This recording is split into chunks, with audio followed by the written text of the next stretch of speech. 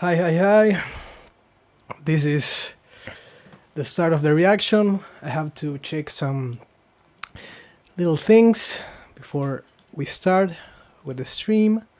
So, first of all, let's do a message for all the people that get in. Let's make a little story.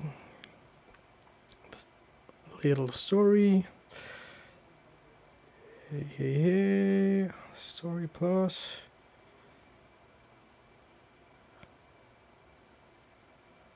Okay.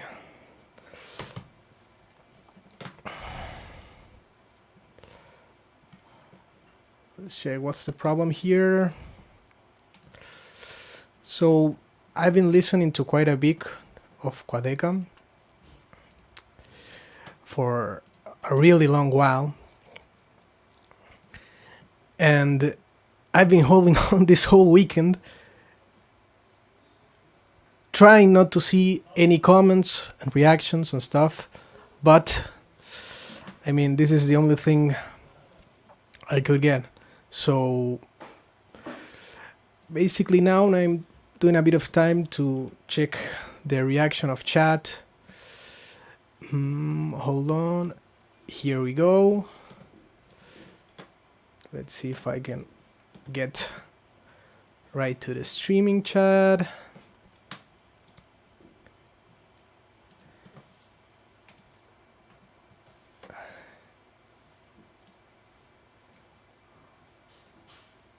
Okay, it's too long a message.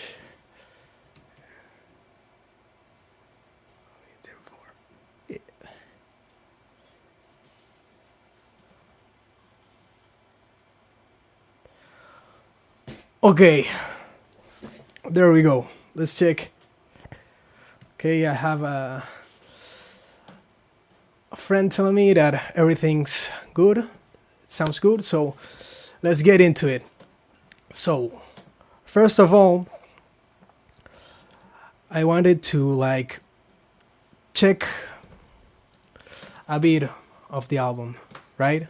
Before we dive deep into it, I want to know what are we getting into?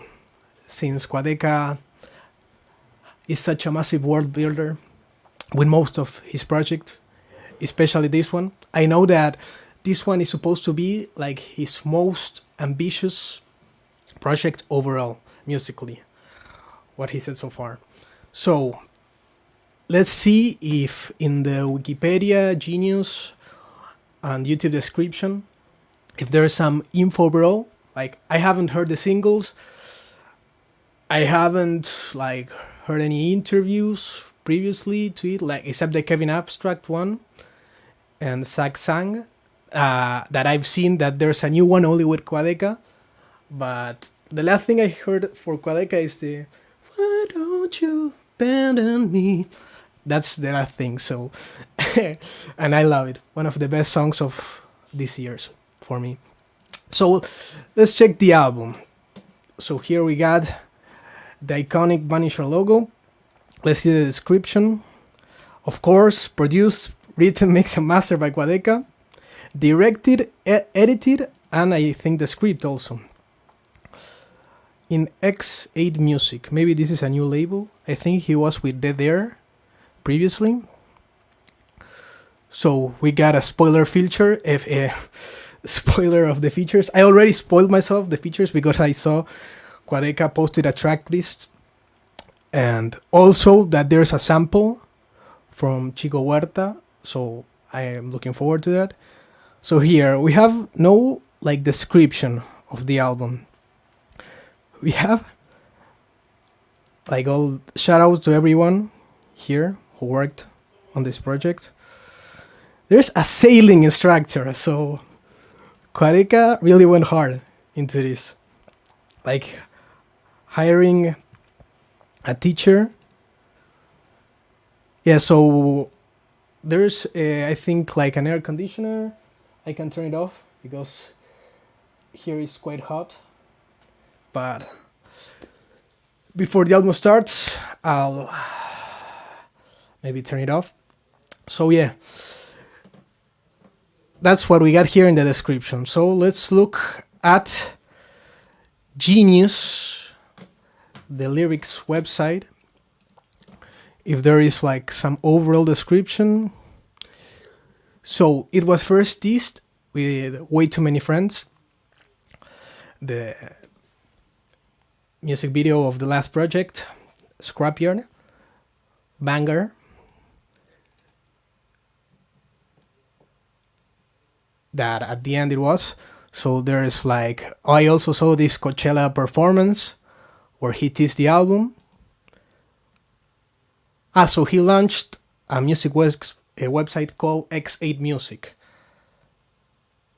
So that's what X8 Music is, like his overall past music and things. So I guess that is the main focus of this release. So here it's like general information, right? It's like the GODSTAINED album. I have this in another page that you can't see because I wanna like have the lyrics just in case. It's gonna be like a really immersive experience because there's like incredible visuals. I've heard that there's like 14 music videos. It isn't like a visualizer of each song. I don't know if 14 or it's like 12 songs. No, but it's like every song has a music video. So it's gonna be, I'm just gonna like feel it, maybe give some details that I get from what I'm listening to or what I'm seeing, maybe how it connects, like because I love like concept albums, have the world build of all the motifs. I think in a first listen I won't be able to catch everything, of course, but it's gonna be good enough, I think. Maybe later I can do like a whole analysis, right, diving into every single detail, because I know this is gonna be full of details. So yeah, it's only like 12 Forgone Prelude demo. So I mean, in Genius it's almost like a historical thing.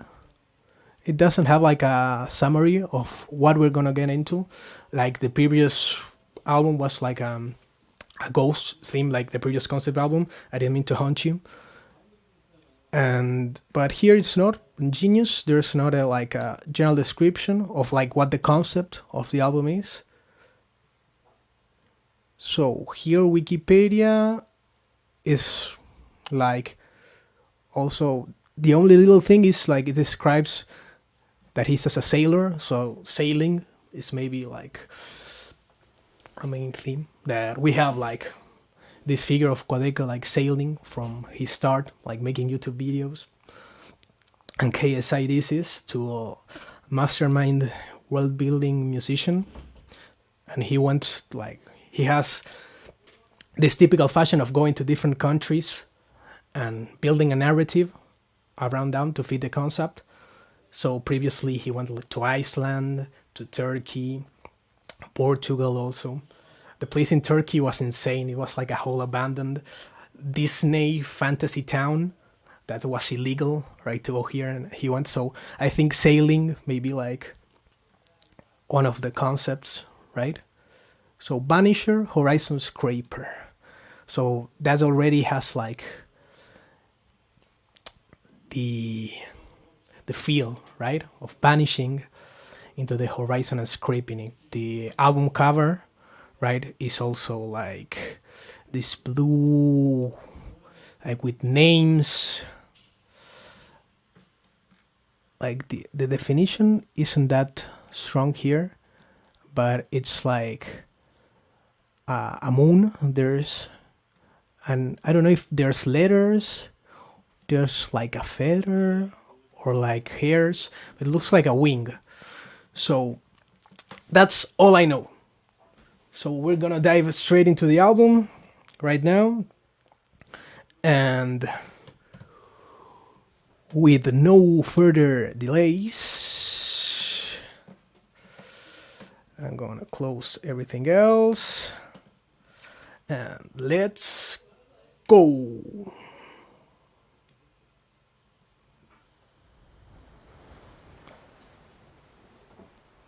Okay.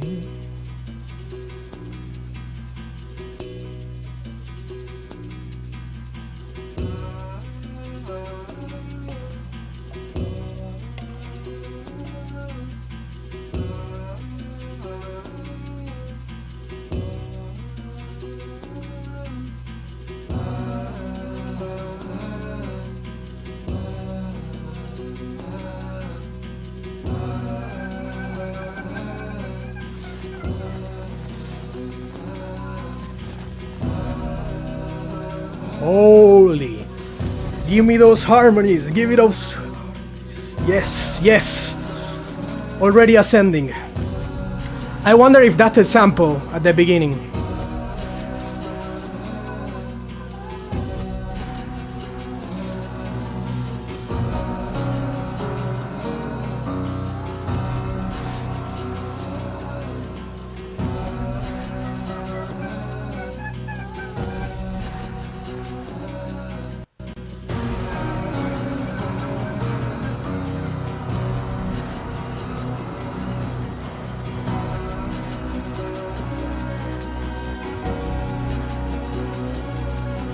Okay, I'm gonna pause a little bit to take it in.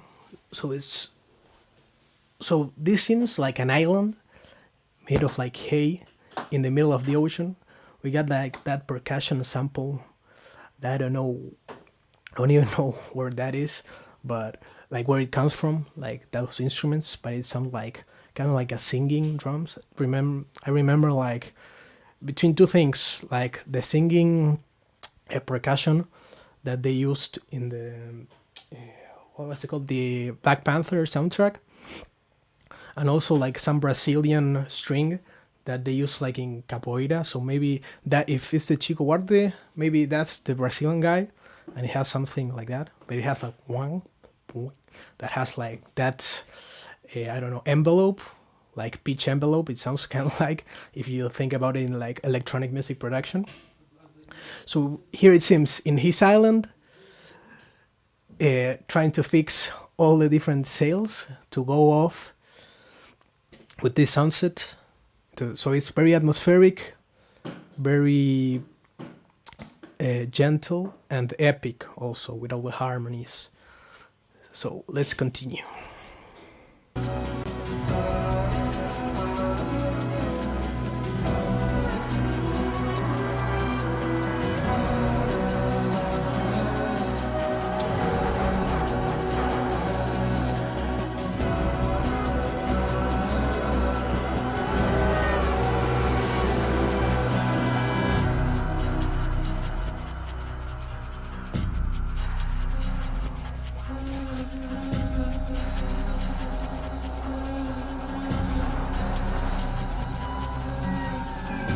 So it's a beach. It's not an island. I mean, there are of course beaches in islands, but this is sort of my idea that he just set up like some haze somewhere, and it seemed like a boat made of hay.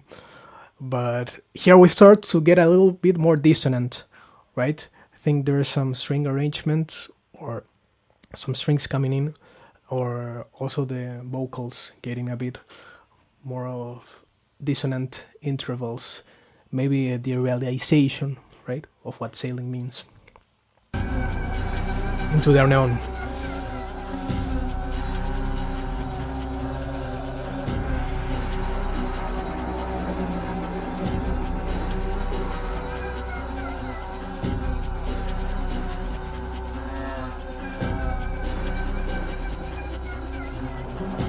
Very detailed production.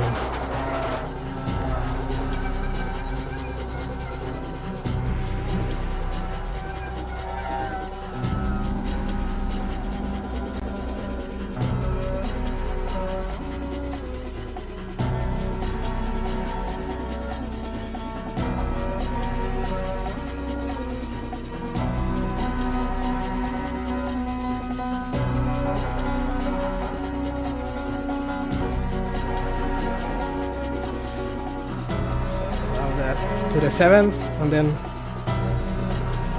minor,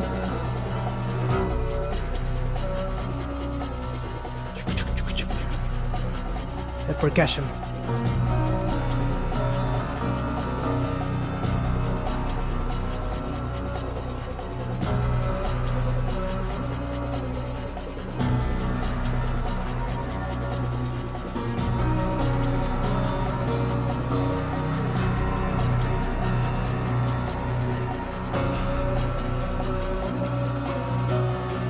A shaker.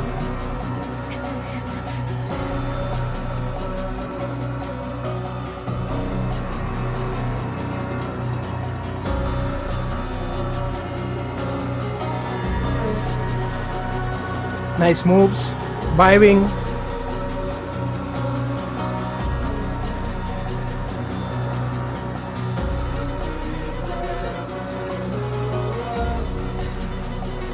Love that line.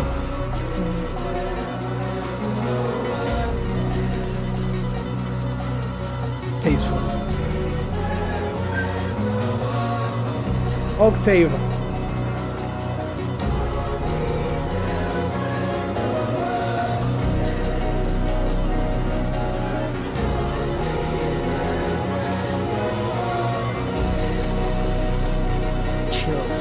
Chills.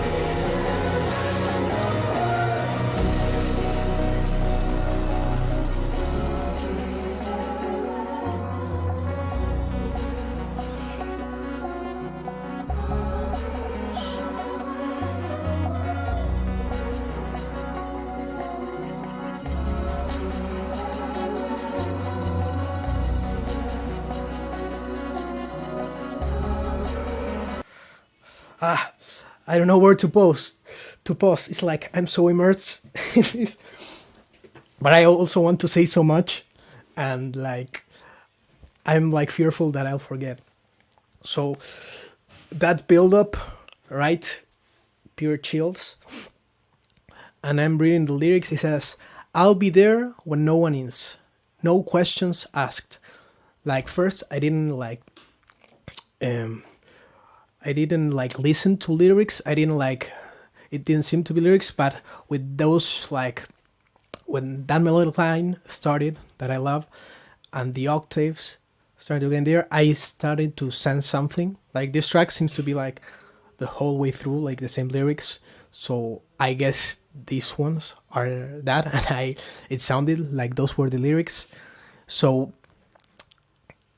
this already is like speaking of like some, I don't know, companionship. Like I'll be there when no one is.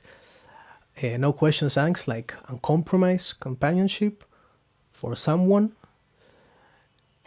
So here it's like the first thing that we'll take into account the rest of the album. And then this last part, they got like some synths and also some backwards layers. So it will be cool like to put it on backwards, that part, and like maybe they sound a bit like guitars turned backwards, like acoustic with steel strings, but I don't know, it can be anything. So that's so far. Let's keep going.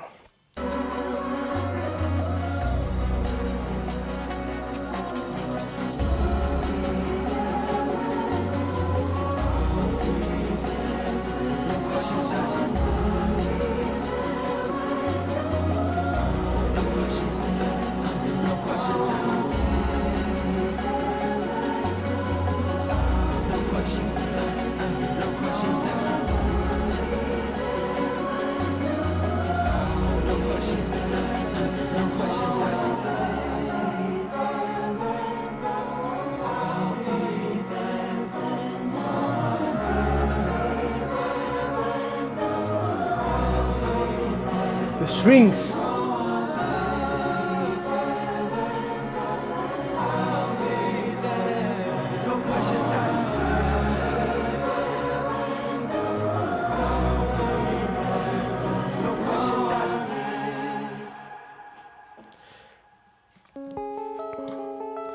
Okay, so that seems to be the first track, no questions asked.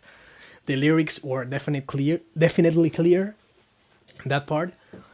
I also noted there's black sandy beaches. So this place might be Iceland, maybe the Canary Islands. It would be amazing to get like one of the GeoGuessr guys. I don't know, Lion, something. Lion is one of the guys who just like finds things out, and get them to check Quadeca's videos and movies, and kind of finding, okay, this place is Iceland, this place Canary Island, this is Portugal, this is Turkey. That would be like a really fun video, like to check out, right? So because he goes to so many different and crazy locations, so I wonder how he scouts them, right? He goes Google Maps and see, okay, Quadeca, like, okay, this place looks cool, or maybe he like finds out through other media, right? Okay, this place, where did they film that? I want to go there, etc. So, okay, let's go to the next track. Oh, let's see here. So I have Waging War. It says produced by Quadeca and Johan Lennox. See, Johan Lennox. Oh, I think I know Johan Lennox. He was like a string writer and producer, of course, but I've heard some of his sessions and stuff. Yeah, it's him. Really cool stuff. I didn't expect this meeting. So, but he's an amazing string arranger and producer, and his music is also really cool. So, shout out to Johan. Let's go to Waging War.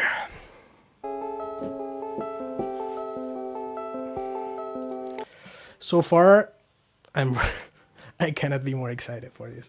So, sorry, I had to say it, because when we're already getting chills in that ascending part, and then when the lyrics become really clear, it's just like as James Blake said to JPEG Mafia, that clarity moment.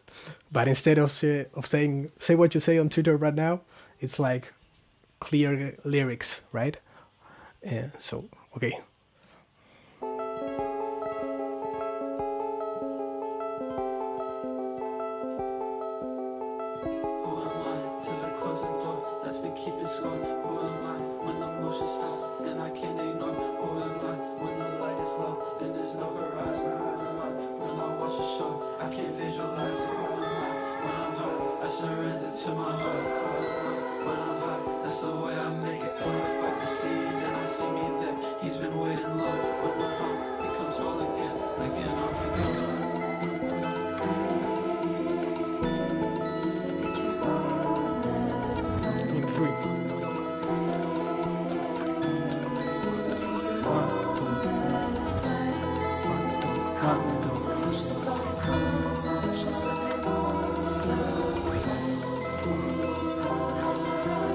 So much stuff.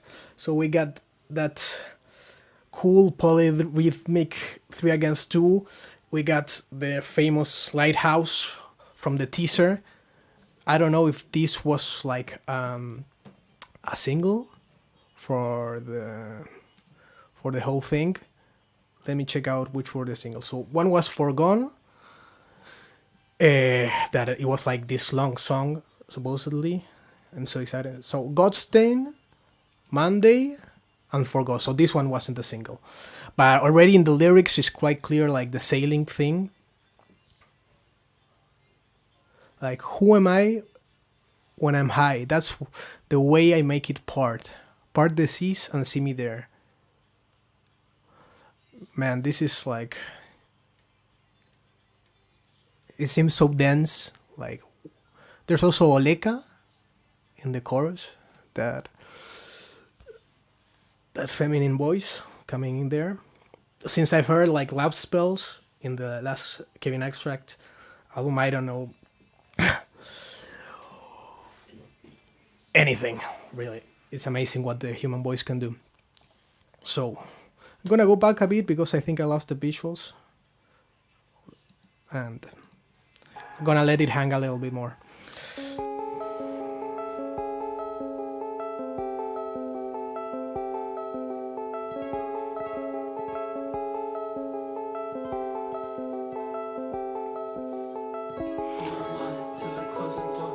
Keep it score. Who am I when the motion stops?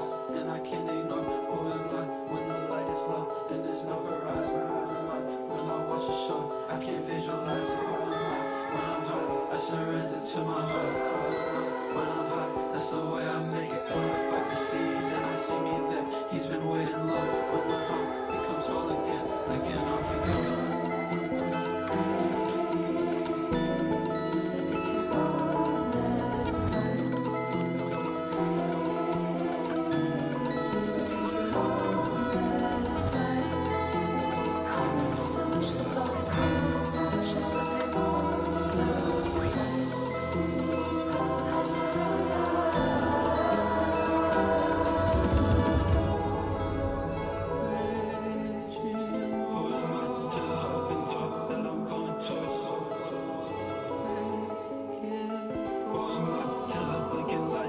Keep it slow.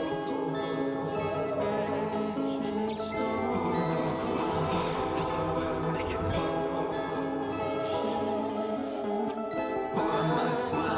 I surrender to. Oh!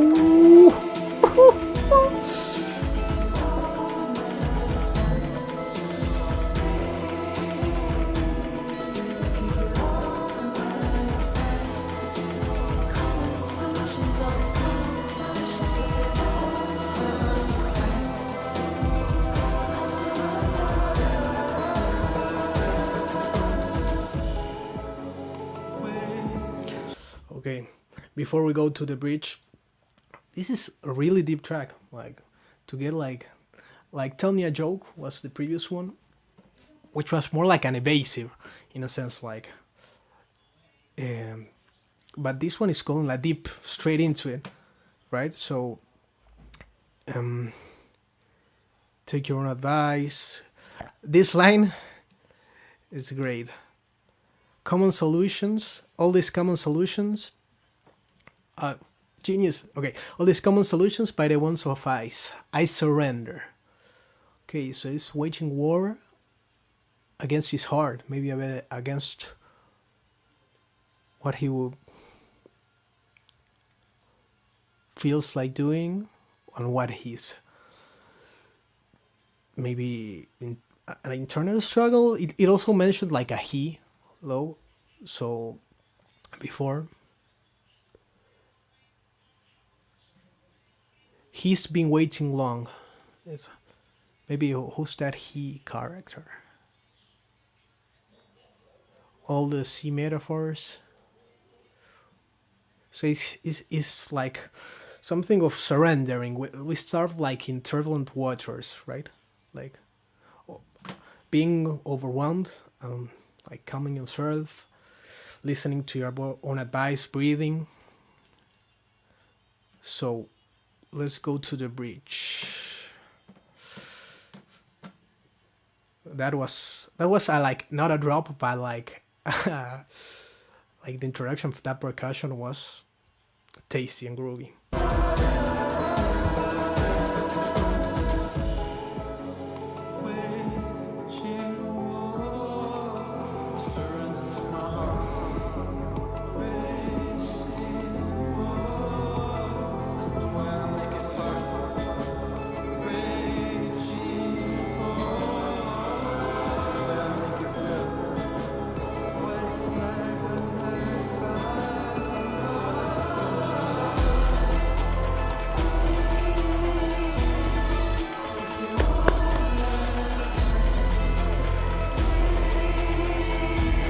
Need to stop it. Look at that fucking shot.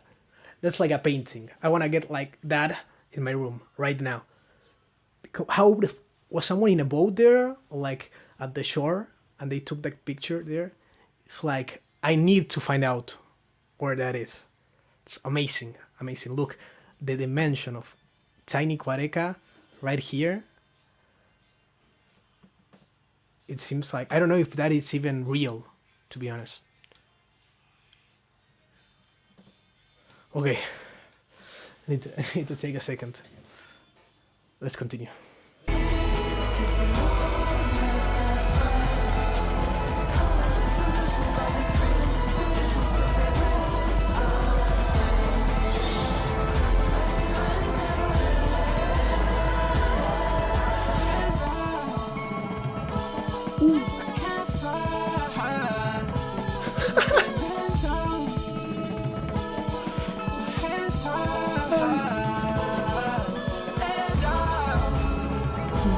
boom.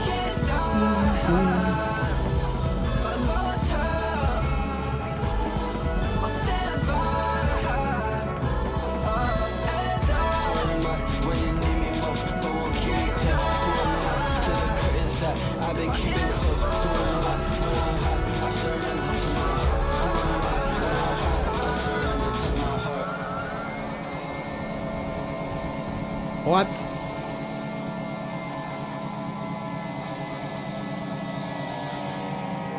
What?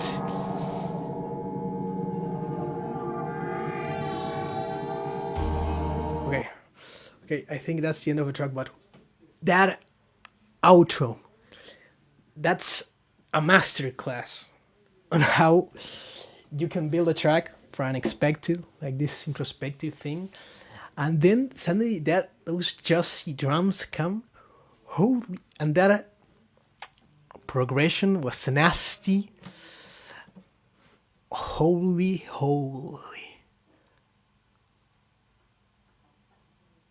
And he feels like helpless. Like in this track, I think like the feeling I've got overall is like being overwhelmed, right? So waging war, it's like against himself. I don't know. This is like full on speculation and stuff, but maybe because I think he started touring right after I Didn't Mean to Haunt You. So maybe like, and he also had the track Way Too Many Friends. So maybe like this album is like him, I don't know, taking in what he wants to create, like his legacy. I've heard also he talked about sacrificing himself, right, to have like this legendary album run, and like having to connect like the amount of work that this requires, and dealing with the all of it, and also working on the Kevin Abstract project previously. Like he's like overwhelmed in a sense. Maybe it's because of that or other stuff that has happened in his life. I don't know, but this is full projection. Like I don't know. What I feel is like the sensation of being overwhelmed. Why and how this fits into the narrative of the sailor, right? And all those metaphors, and we get like into this imagery that it goes like into this transition. Like I usually don't like to give like references to artists, because like saying this sounds like this or this sounds like that, this is influence, I think what it takes away a bit from like what the artist is original intent, right? I already got like two in the previous tracks and this one, so but it sounds like quite him, like a new sound for him, quite more groovy in a sense, not of like hard hitting like bob your head, but the intricacy, right, between each element, like the introduction of polyrhythms, these quirky rhythms in the jazzy drums and everything. But so this last part basically, it sounded a bit like those transitions in Mars Volta record, which is like when everything goes insane after that, like the calm down with the ambient soundscapes. And I think it fits really quite well here. The textures are different. They seem like more lo-fi in a sense here.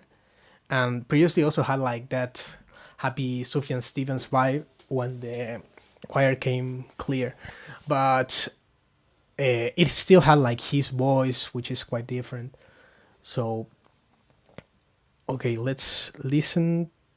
Okay, I have like, let me test one thing. So, because they're telling me that the video is like laggy, so I'll call a friend and tell them if not I'll restart it, because going like the whole album without it whole being laggy, maybe like the whole experience, because I'm mostly doing this for like after viewing.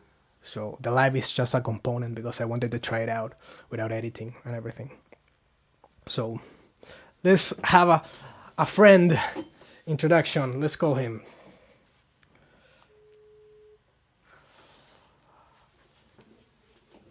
Okay.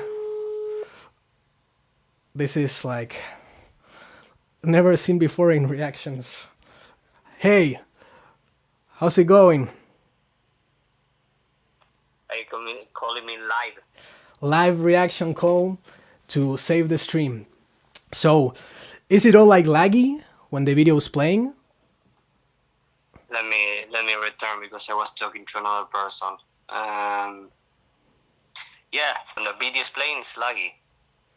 Always. So you think I should like turn it off and start again, like to solve that issue? I don't know. I cannot see if I'm talking to you, I cannot see the video. So, but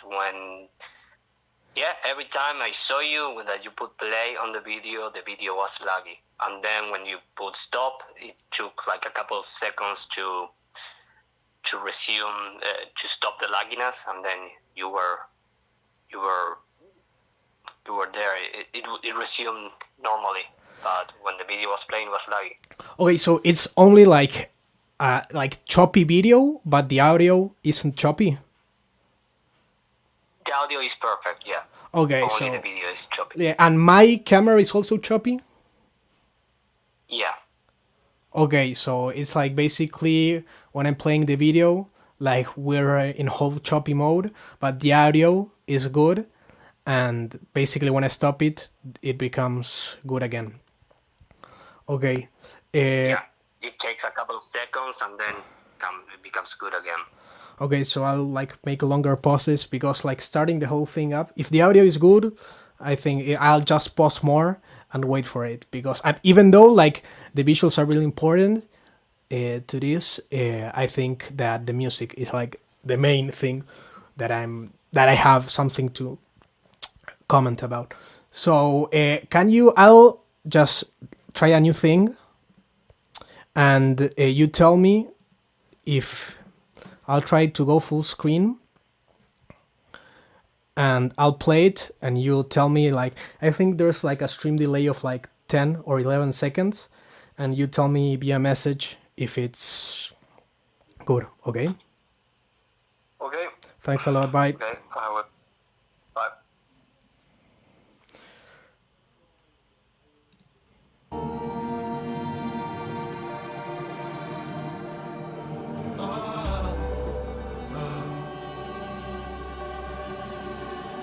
I surrender to my heart.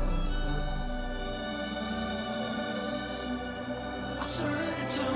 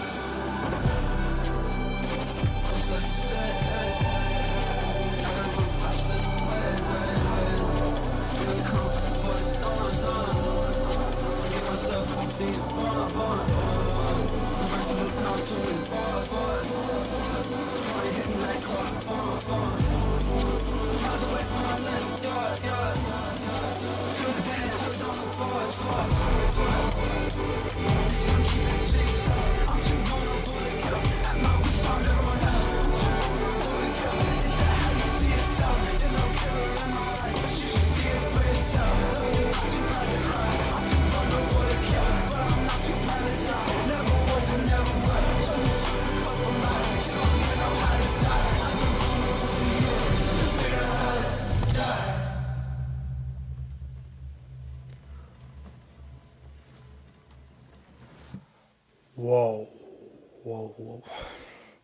I need to take that verse in. It's like, I thought the track was over, but then I saw, okay, we have more.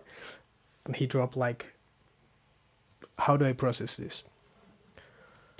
Okay, so first, just basic The progression also amazing. Where he goes like, I think it's like the 6th chord.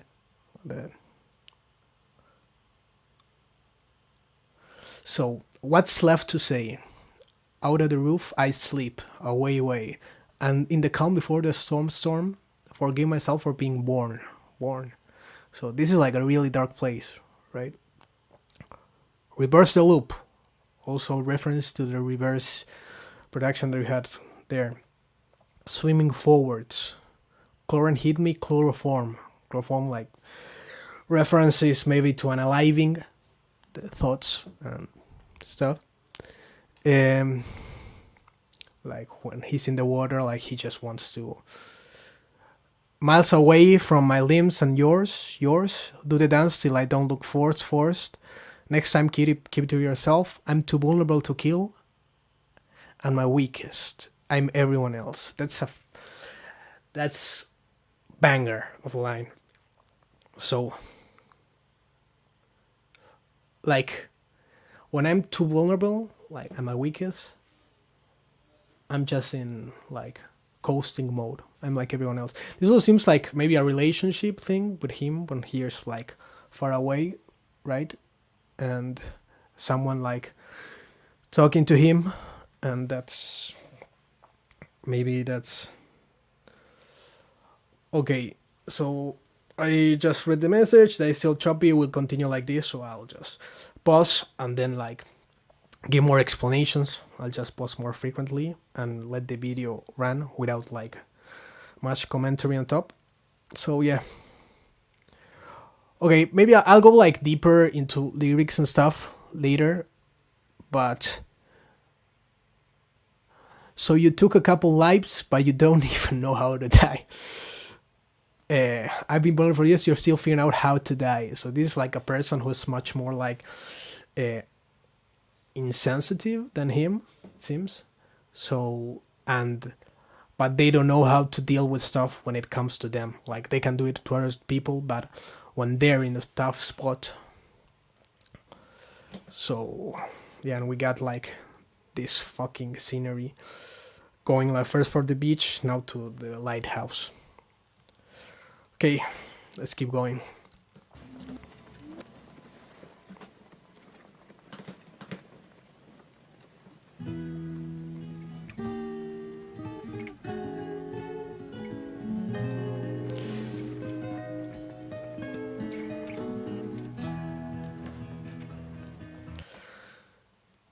So that was Waging War, and here we got the new track Ruin My Life. This is produced by Quadeca. So some like maybe a Bosa live,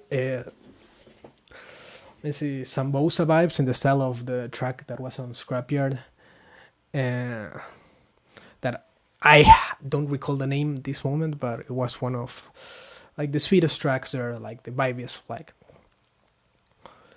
But I think the lyrics were misunderstood a bit of that track. I mean, what I got from them was like that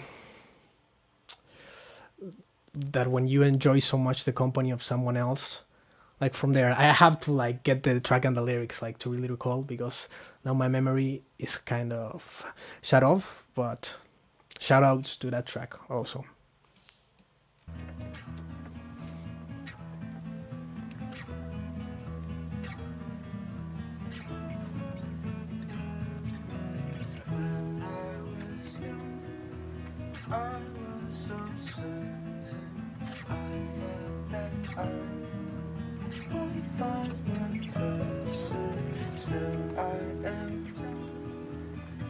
So they tell me all of the time. The world here to help me. Drugs and eyes can see. The potato skin looks after.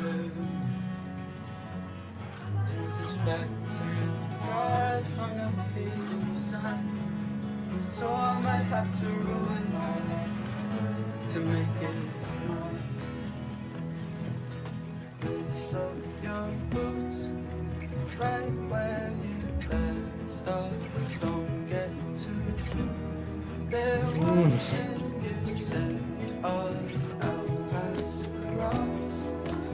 chose to be better, guiding us both for forever. Two eyes can see, take skin keeps watching with his back turned right up in the sun. So I might have to ruin mine to make it mine.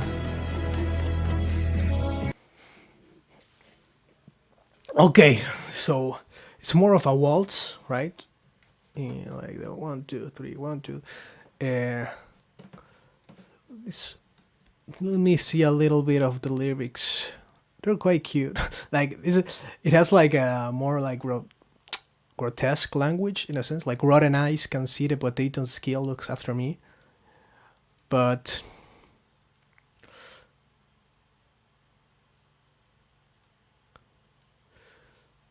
so here is like these hopes, like dealing with past expectations, right? And what happens in the end. Man, the lines in this album, like I really need to get back to this because it has like so much meaning imbued into for like some. So I might have to ruin my life to make it mine. Okay, so it's like that would be like going against like everyone, right? In a sense, when you already have like your character that you play, and that's the basis of really most of your relationships. So you have to ruin your life in a sense, like to take. Maybe that's what I get out of it.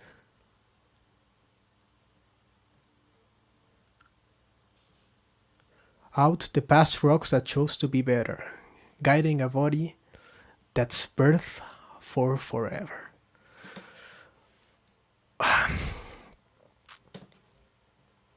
Let's see why Quadeca in this cute boat now that he's set really to sail.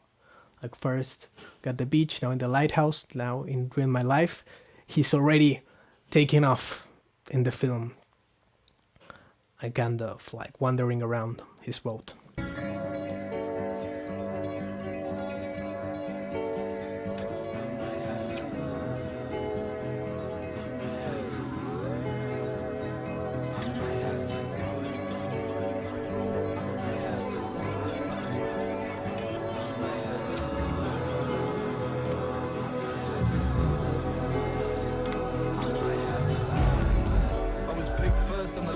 I was everything but in between. I'm the starman of my sinking dream. I'm the front man from behind the scenes. To be picked last on a winning team. Mining gold from a gifted dream. To belong in the scenery. Where the background will set me free. Oh! Okay. So we got like hidden features also. So based on the last track that we had like the Olka feature, now we have like this rap feature with Harry Wilkinson. I don't know these people, but they are quite amazing. So here, I'm the starman of my sinking dream. I'm the frontman from behind the scenes. Like I love like when lyrics that are kind of contradictory in a sense. But they're contradictory, but if you tell them, if they double negations, right? But they give you a different picture if you just said, like, I'm the leader from behind the scenes, right? Instead of I'm the frontman from behind the scenes. Like the difference, the contradiction between front and behind gives you more of more imagery to dive into, right? So I'm loving like how these songs are evolving. Like they start like low key, but the build-ups so far, build-ups.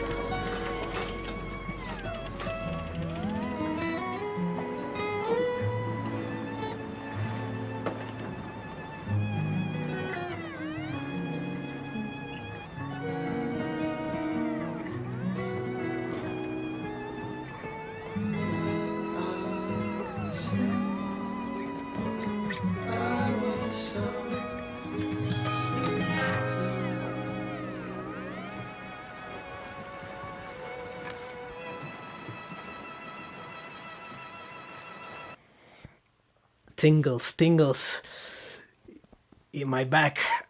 That nostalgic thing with that mellotron sounding synth or whatever, with like beautiful nostalgic progression in the guitars.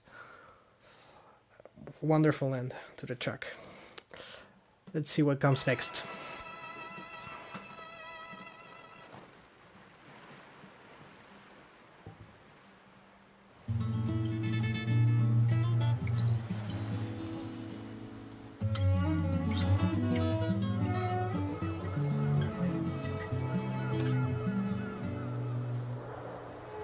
Fiberglass solution, there's a message on your skin, flicking from the paper. I can read you from within. I thought you knew. Wow. So now I'm starting to get why he said like this was his most ambitious musical project. In a sense, like you can really hear in the playing, for example, the guitars, they're like a main focus. Like previously, of course, musical parts were like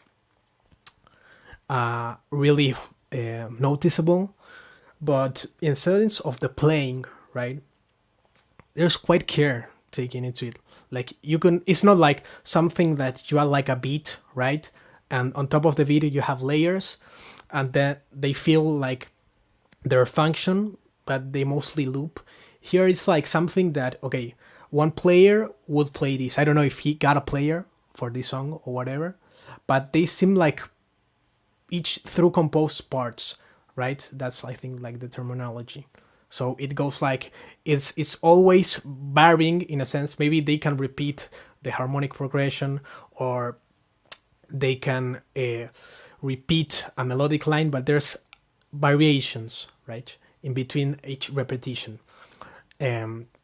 I think through composing is always having no material, like the specific literal term, but I mean it in like the sense of always bringing something new in by the playing, like, and also the complexity of the playing. It's not just the complexity of the layers.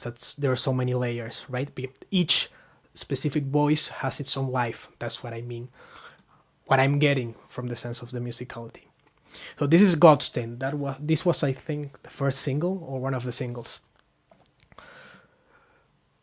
Let's go before the chorus.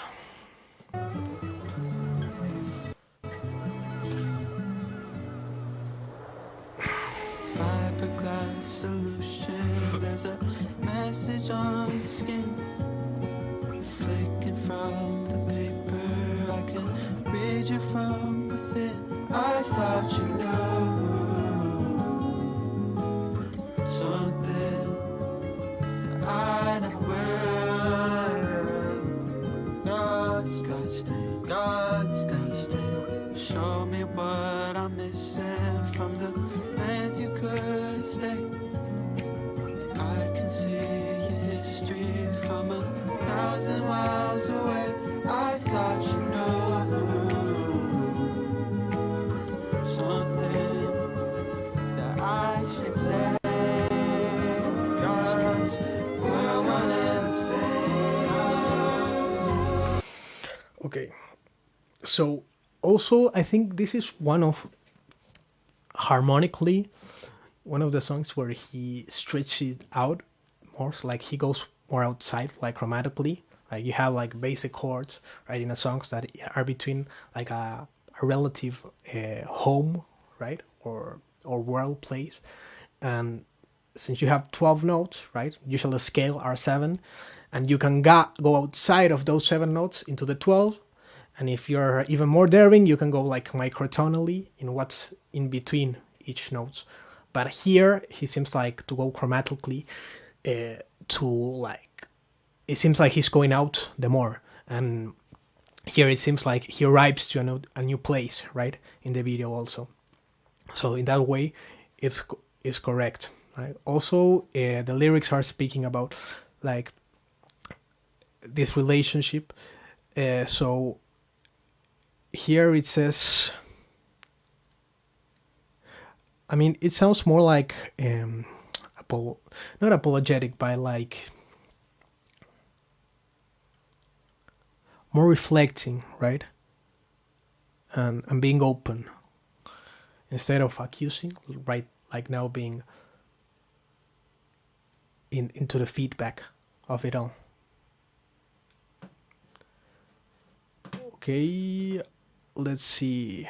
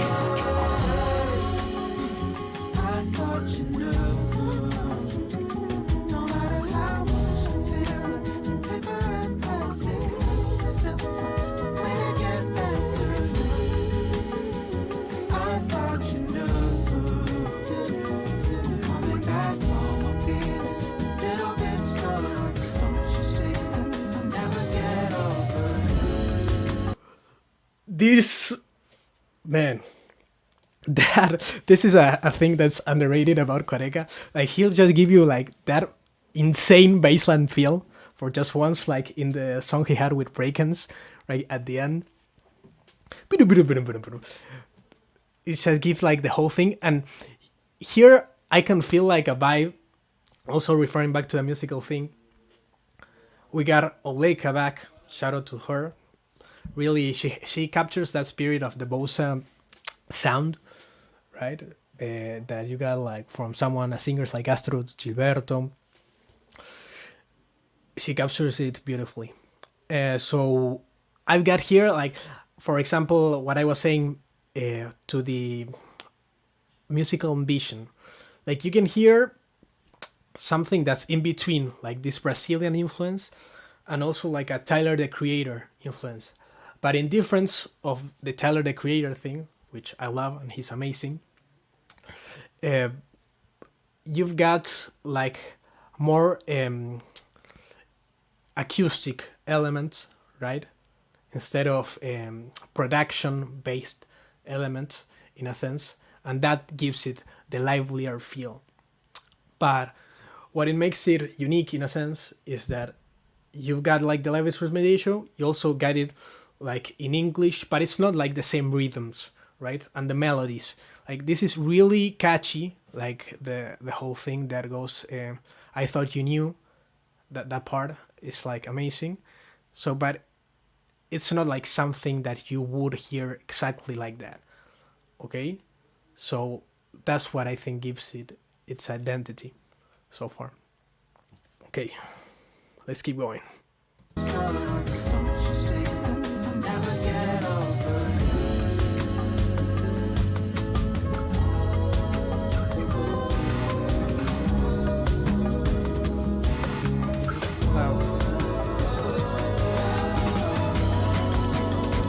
Oh, det är sikt.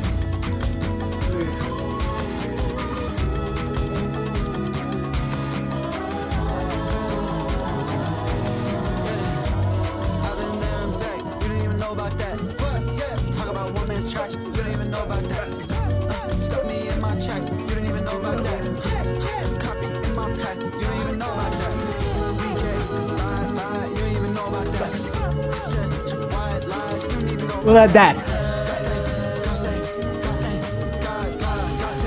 That's good.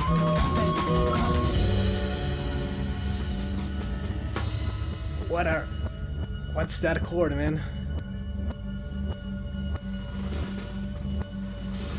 Okay. Whew, so so many things happening. Like, the imagery was insane. What came here, from that sunset to the ship to coming into the port, like reaching this new place. Of course, what I was saying, what makes unique, like you won't hear like a straight like rap verse like that dropped in any Brazilian tunes. Both well, maybe there's some new stuff that I haven't caught up with, but that's like, man, this track so far, I get why maybe he chose it to be a single, because I get like the most catchiness. And I mean, this whole album has a feel of replayability, but this one is like the song like you just wanna like play it again. Like the other tune, I also like had it like 1,000 times, repeating that one instead of the whole album, which I also repeat the Scrapyard. That and the last song with Kevin Abstract, those were like the two tunes I repeated the most. Also, Weirdly Human, which isn't like the typical catchy. I mean, it's catchy, but it's more like existential tune in a sense. But man, this song definitely a bop. Definitely a bop. I'll be definitely adding to like the songs playlist, even though like I can already tell I'll be listening to this album like 100 times by itself. So let's go. I think it's turning a bit red because of my flux. So let's turn that off and get some light beyond that sunset, that beautiful sunset. There was also sunset in the screen, but let's go.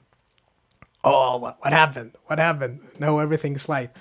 Okay, maybe you don't see it and I'm just going crazy by myself, but I have like the Flux app that tells you to go to sleep and turns the screen redder by the time. So, okay, enough stuff. Let's keep on going. I think this is the end of GODSTAINED, and now let's go to the next track, which will be At a Time Like This. Oh man, there's like 17 songs. Holy shit. Okay, so, I mean, I'll keep going, but I don't care. Let's go.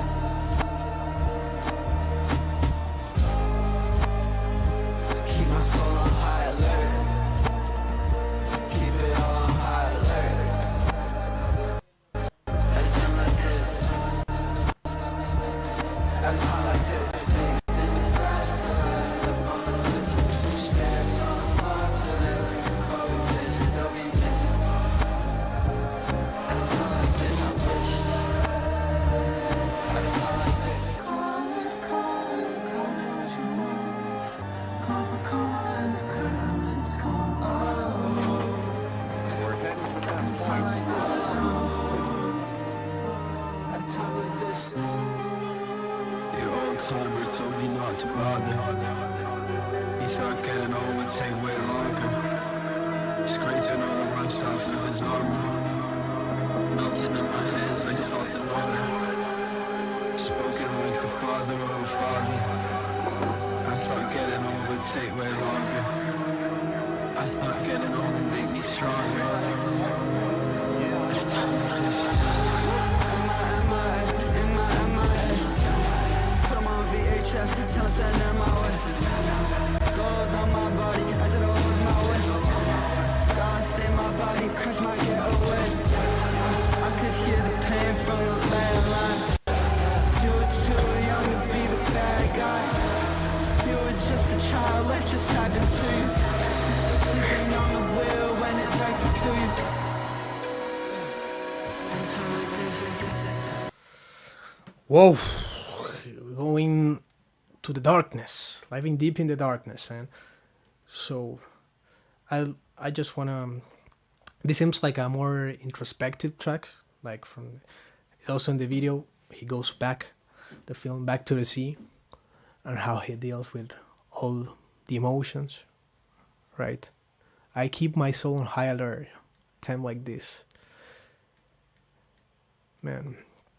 maybe by the end of the album I like do a whole revision thing, because there's like too much stuff that maybe I'm not catching. But I mean, I guess this is an album, right, to repeat.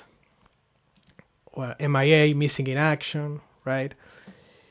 You got just that quote, like, spoken like like the father of a father. I thought getting old would take way longer. I thought that getting old would make me stronger at a time like this.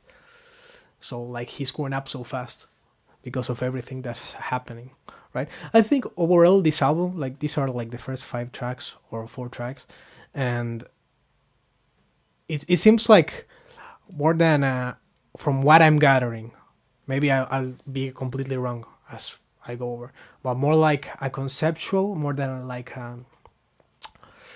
a strictly narrative based album, beyond like the metaphor of sailing. I mean, now I don't know, but so far I'm getting, maybe that's because of what I know previously of him, so I'm like gathering more of those things instead of what the narrative actually is of the album. But I'm feeling more overall like more of this sailing and concept, right? Instead of being something specific, it's more of like a metaphor, right? Analogy. Okay.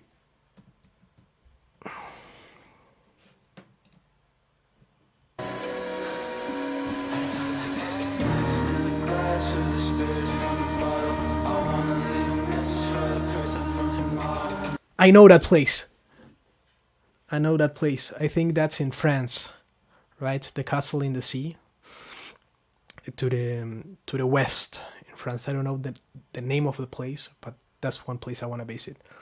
And it's amazing. Like you can go there, and sometimes you can't get into it because of the water. And sometimes you can't go to it because like there's the low, I don't know how you call it in English, but we call it in Spanish marea. Usually we react in Spanish to things, so I'm also practicing my English a bit. Hope it works quickly enough. But man, shout out to France in that place.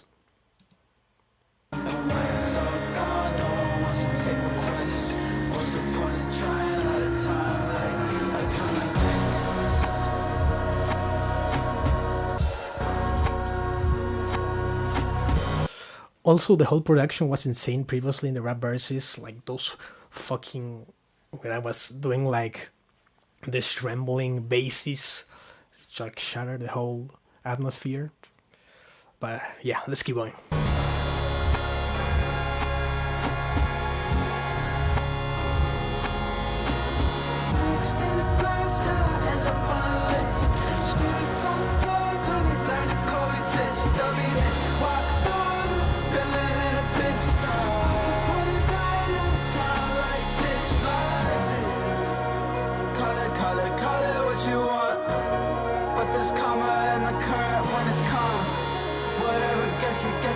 Don't get me wrong. Whatever gets me probably had me all alone. Call it what you want. But there's karma in the current when it's calm. Whatever gets me, don't get me wrong. Whatever gets me probably had me all alone. At times like this.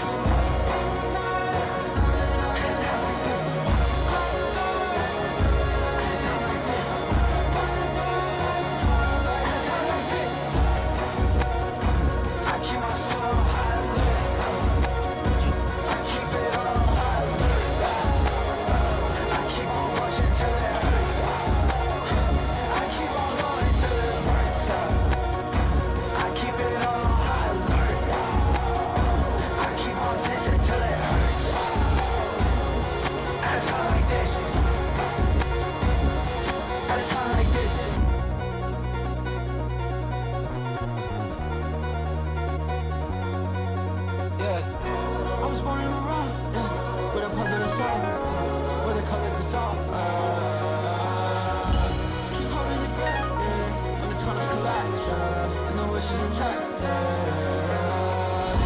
the girl comes in on tour, and the girl comes in.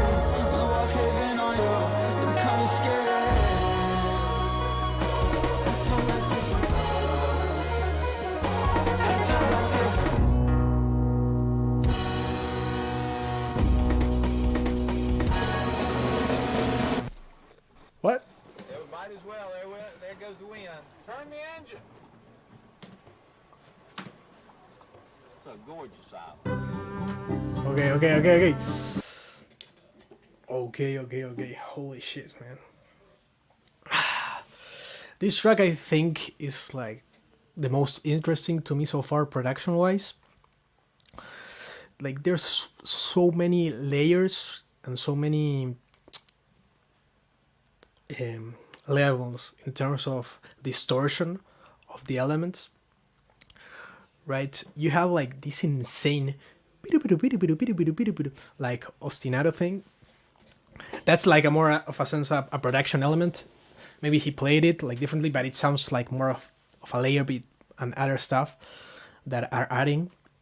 But you have like more rap based production, but completely insane, like distorting everything out really harmonically is quite out there, I think. Also, especially the first part is not like a major or minor. It's like going chromatically and stuff. Even beyond that, I think it's like quite a disturbing feeling that he's able to capture with his choices. And also like this line, man, that overall sums the song up for me, that it's like, what's the point of in dying at a time like this, which by the way I usually feel like it's the opposite in a sense, like the state of the world. I don't know anybody, I don't want to get like too deep into it, but like a whole lot of bad stuff is happening, and like he seems like the opposite, like in a sense, not to accuse him or whatever, right? But white water falling in an abyss. It's like optimistic in a sense, compared to maybe I'm taking lines out of context, and because I have like a limited attention like to the whole things that I can take. But man, that hits hard. But there's karma in the current when it's calm. Okay, also this analogy that he's been using, the calm for the storm, also in the videos, this analogy of maps, the world, sailing, like the sea is like a really unsafe place, in a sense that it can be calm, like there's nothing there, but nature, and I don't know if that's a metaphor also, not only like nature but human nature is quite unpredictable, as nature is itself in the sea, unless you know like everything. But even the weather forecasts, they don't work, especially in some of the places that he goes, like up north. And so yeah, let's go to the next track. There's also a nice spoken word outro. There goes the wind. Turn the engine. It's a gorgeous island. Like now, so we got like this thing that they're arriving like different places, kind of like One Piece. I don't know if I'm giving myself like going like sailing to different places. So one song is sailing. This is like a sailing song, and now they are arriving like after the storm, right? That came. Now their island is revealed. So let's keep going. The next track, Monday. Let me check something. So this was also another single by Johnny May. Johnny May, I don't think the name is familiar to me. Johnny. Okay, starting. He's also a producer. So he's worked with Zisa, Gene Dawson. Quadeca had a tour with Gene Dawson, so maybe that's where the connection came. So okay, he seems like quite varied. Okay, looking forward to the next track. So the name of the next track is Monday, right?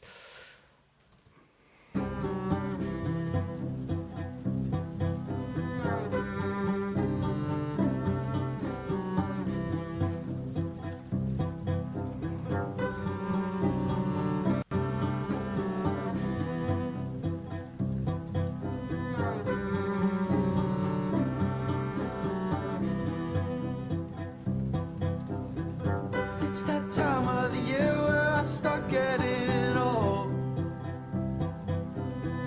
There's traditions I try just to see what'll hold. Have my heart on the line, airing out with my clothes. It's so easy to try, but it's harder to fall.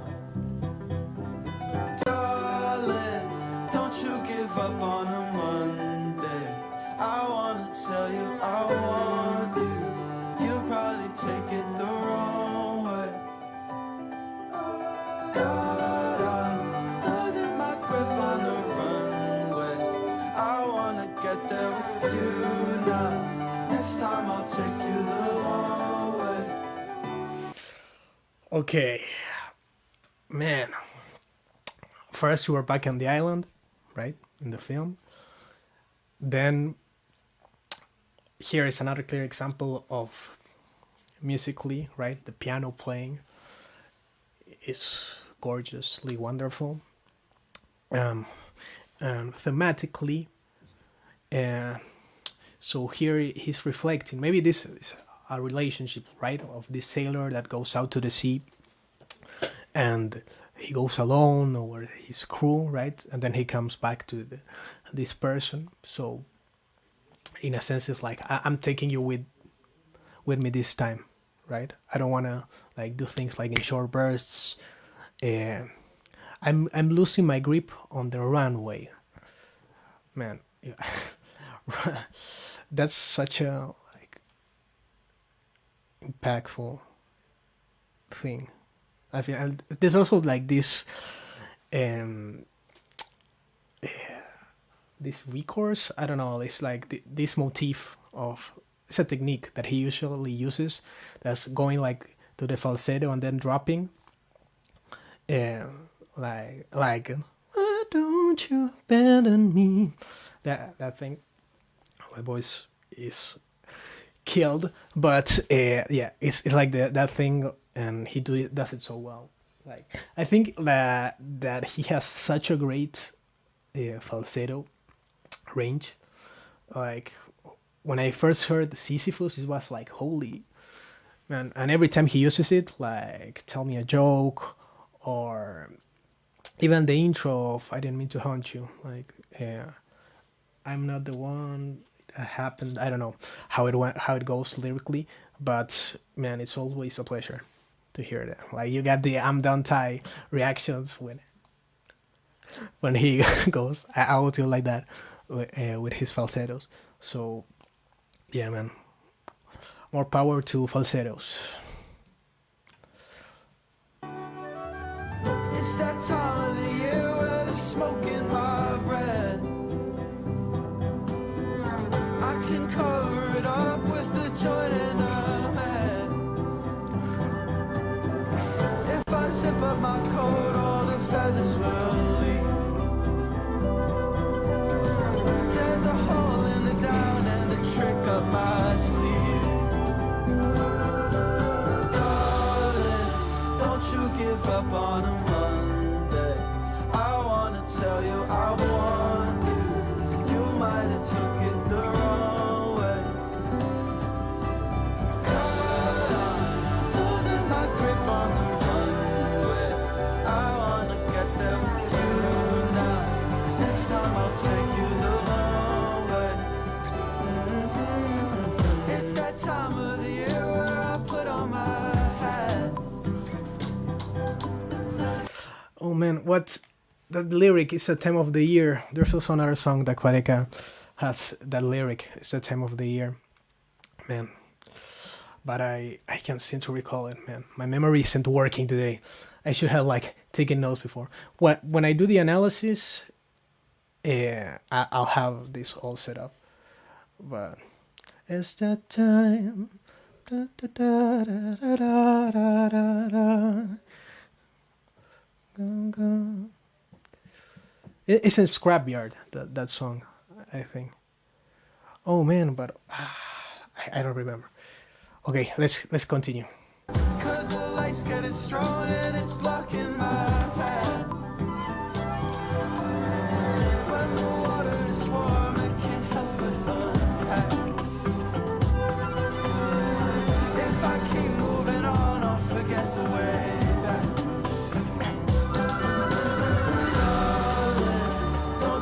give up on a Monday. I wanna tell you I want you. You might have took it the wrong way. God, I'm losing my grip on the runway. I wanna get there with you now. Next time I'll take you the long way.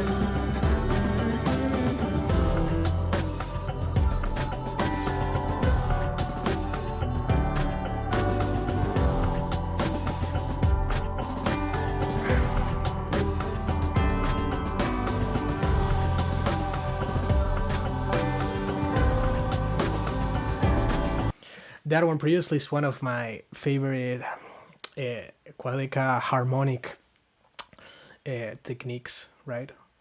When he goes like to that place with modal mixture.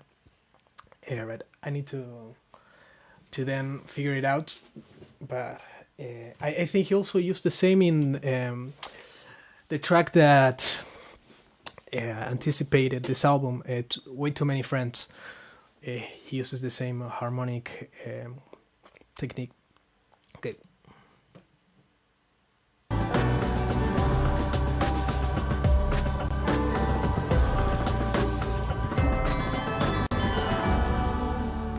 Don't you give up on me one day.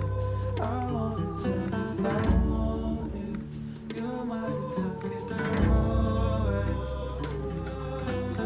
God, I'm losing my grip on the one way. I wanna get there with you now. I wanna took it the wrong way.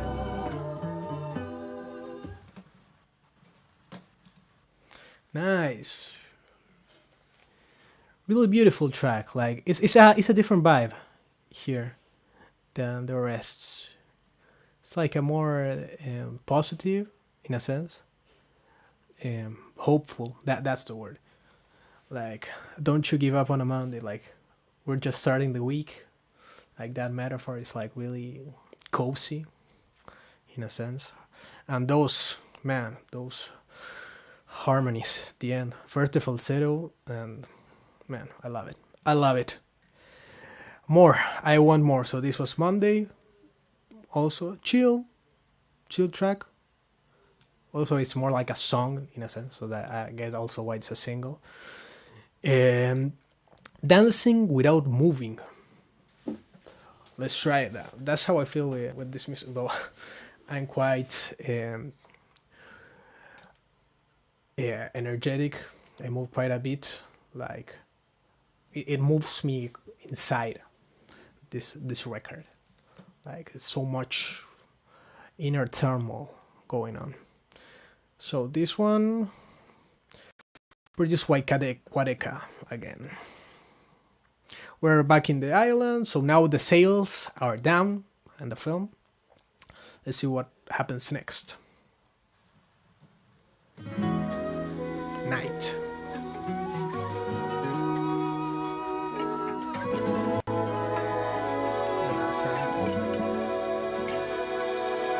True.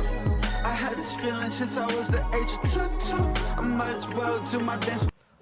Man, with that snare production, it's like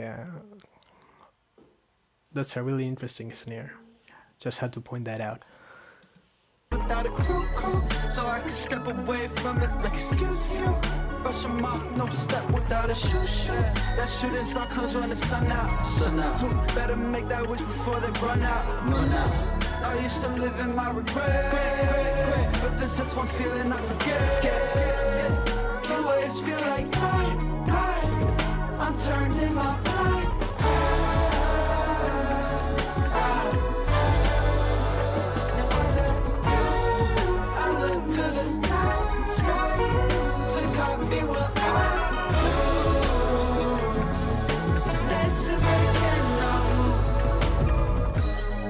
Time I miss you, I get cut off. She wasn't the one, she was just the one off. Swear it was fine with me last week. Cried a couple times, 51 exactly. For every sign he tried to tip off, I felt God when the power box was switched off. Lower in the sail, I prefer the trailer where we drift off. And if that brings me back around, I'll rise the gift shop. The waves waves feel like I'm turning my back.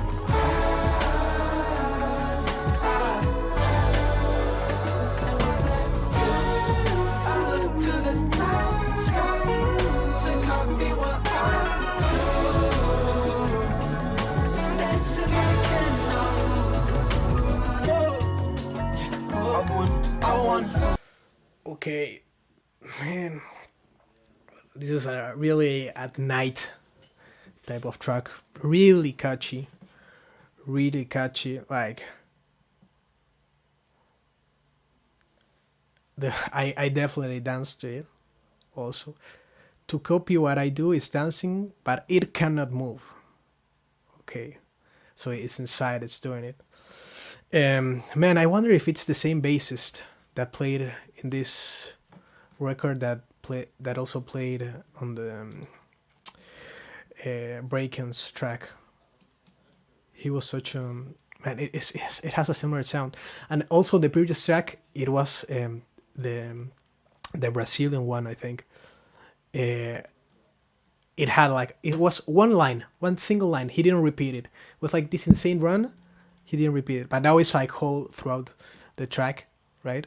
You get that sound. I wonder if it's the same bassist. Let me check here in Wikipedia. So, oh man, there's no track list for the. I know it was in Scrapyard, man. It wasn't Scrapyard. Okay, let's check. So, Sam Arnold. Shoutouts to Sam. Let's see if Sam's here. Or yeah, track 7. Here we go. Shoutouts to Sam. Is this track 7? Man, I'm so immersed that I don't really know. Yeah, track 7. So let's go. Shoutouts to Sam. I wanna see you get low with the second song. I wanna spin you back around in front of everyone. Get low with the second song. I wanna spin you back around in front of everyone. Show me everything I'm missing this millennium. Now coming live from inside the moon, believe it or not. I feel the rhythm from the room, I'm sleeping it out. Let that vessel be a vessel to see what you got. Any second, he's gonna drop. The waves feel like I'm turning my back.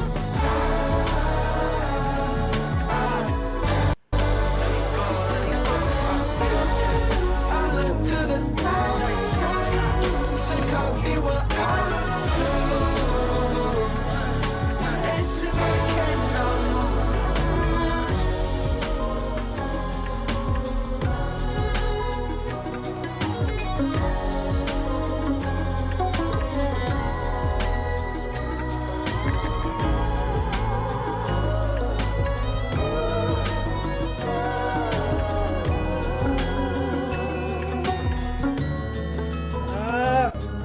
Going outside.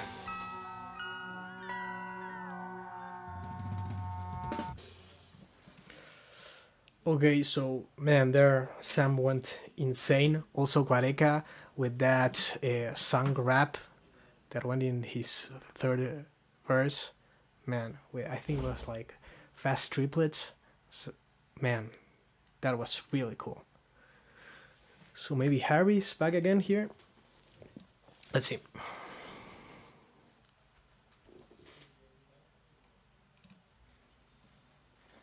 There's a man on the horizon. Paradise is just behind him. But if he turns around, it disappears.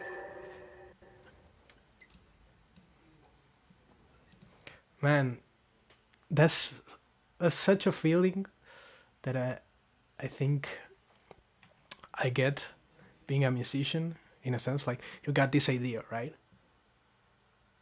That paradise is just behind you, but when you try to really like focus, it's like an idea. You have like a cloud, right? This inspiration. But then when you try to grab it, it like goes away, like in a dream, right? A memory that you have, and then you try to catch it, and so you have to grab it just in the moment before. So maybe it's just like letting it flow in a sense, right? That's another of the contradiction things that really grabbed me as a listener. So overall, this track, Dancing Without Moving, a vibe. Also to the playlist, this one. Also to the normal, without album. But man, this album is so like really listenable in a sense of like just going through as a whole. So let's keep going.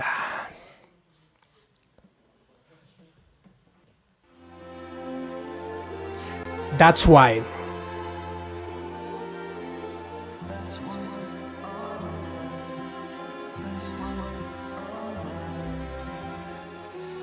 They switched some shit around when I was 16. My hair's been falling out since I was 16. It started turning gray when I was 17. Feel like I had more shit to say when I was 17. Now my perception got so filled that my spaces are shrinking. Like there's no room for me and me with the way that I'm thinking. There's still some shit that keeps me pure if I just let it flow. I gotta tap it while I'm sinking just to let them know. That's why.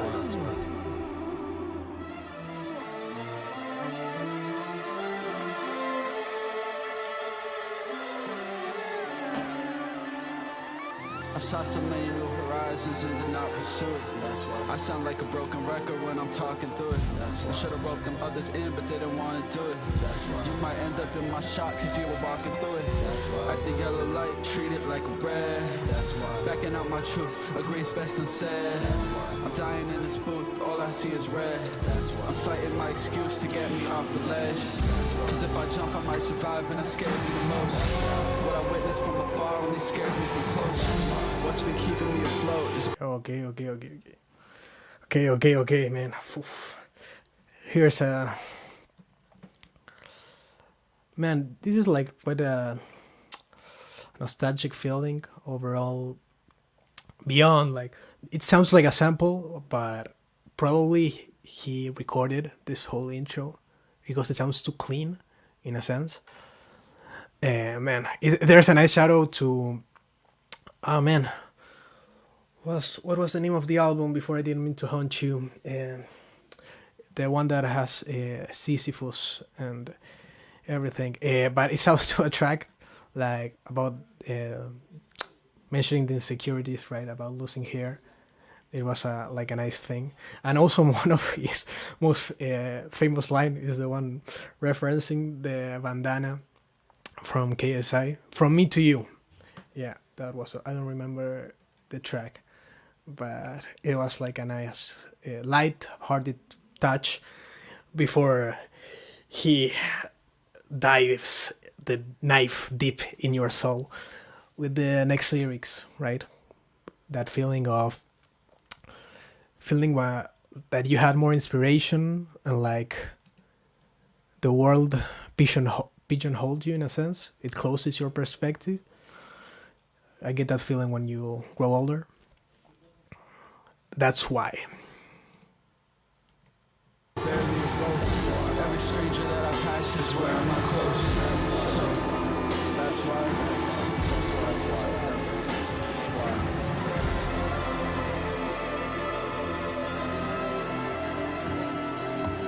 That's fine, alright. That's fine, alright.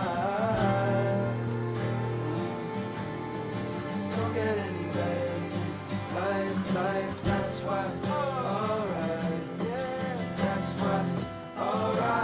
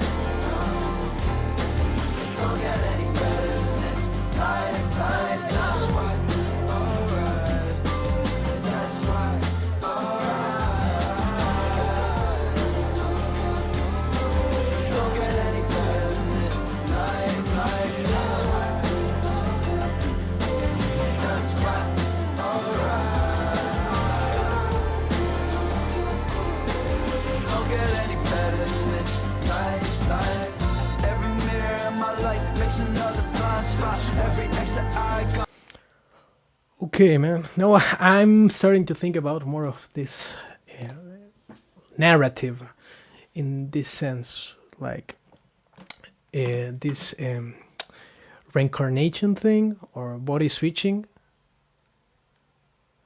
Like, especially in that bridge, that says, if it wasn't me, would I still be here? If I woke up in that other body, right?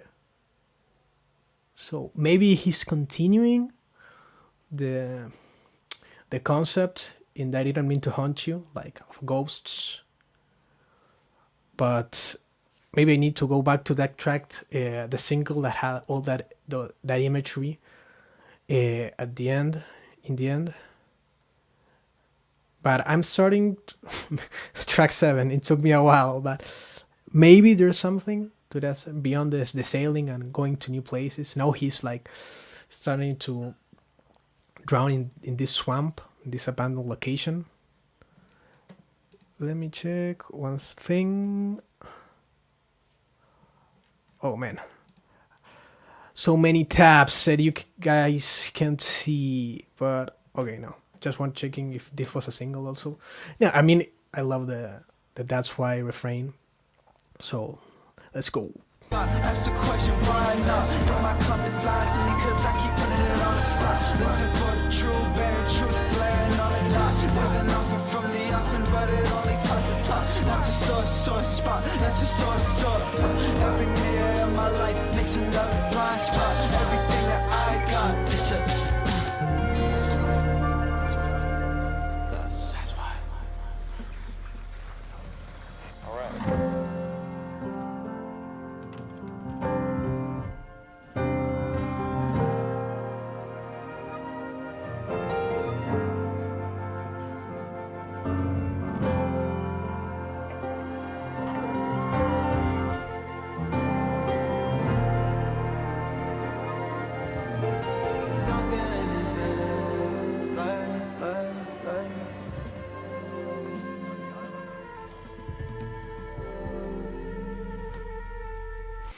Okay, man, maybe I'm so much density that I'm not picking up like much of the musical motifs. Here I found like this end, like the downward inflection. I've been like with that also happened in the second track, I think, with when it mentions the heart and it goes like what I call like a Mars Volta thing. But lovely track. Yeah, also let me. Every mirror in my life makes another blind spot. That's such a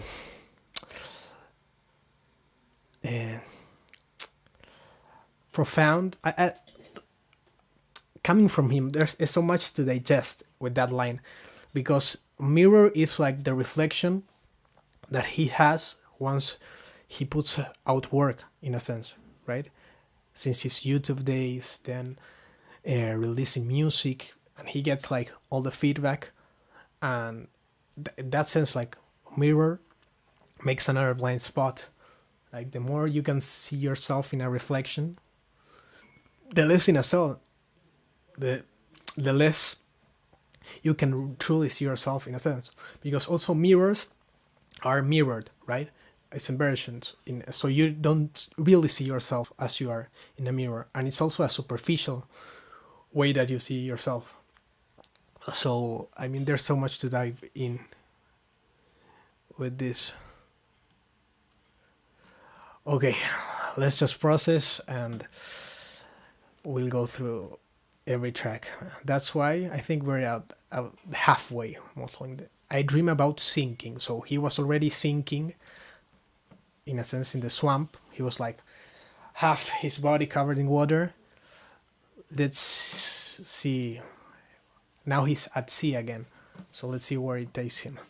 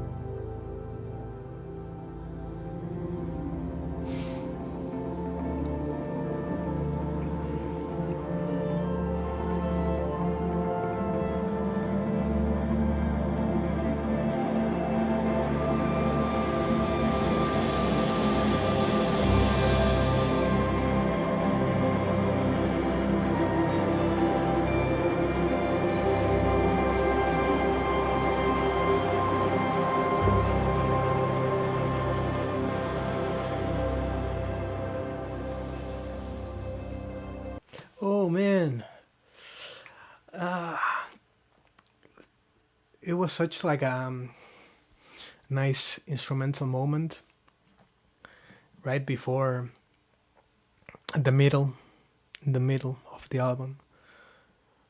But when it switched, really atmospheric. It switched like now into first person. You have like that bottle of alcohol, which sinking also would mean probably alcoholism for this character over there. But man, I was feeling that crescendo, that shot of in the water, like towards the light, maybe in the next track. But it's like he is about to show you that you're gonna get to the surface, and finally switch cut to the sails of the boat sinking also in the ocean. Man.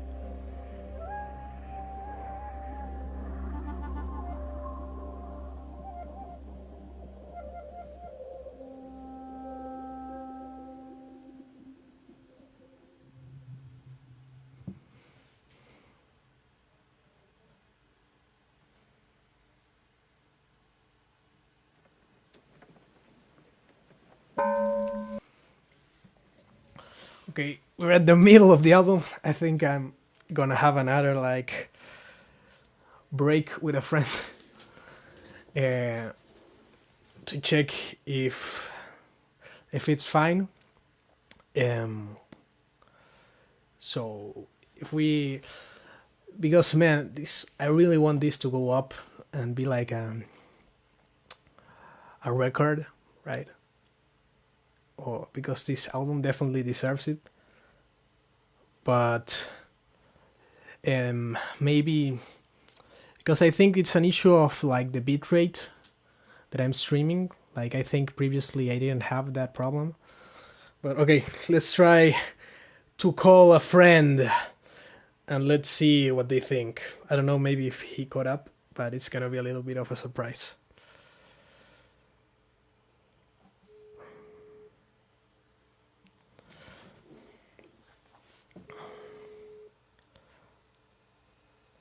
Hi, friend. We are live again. Sorry, no video, just a speaker box. This is the second intervention. We had one with my friend Kev previously. So now, what do you think? Is the stream watchable in a sense, although it's laggy? Like even though the audio is good, what do you think? Am I live? Am I live? Yeah, we're live. When you play the clip, you freeze, but then when you pause it, it works fine. You might want to try Spotify instead. Okay, but the audio works well, right? Perfect, yeah.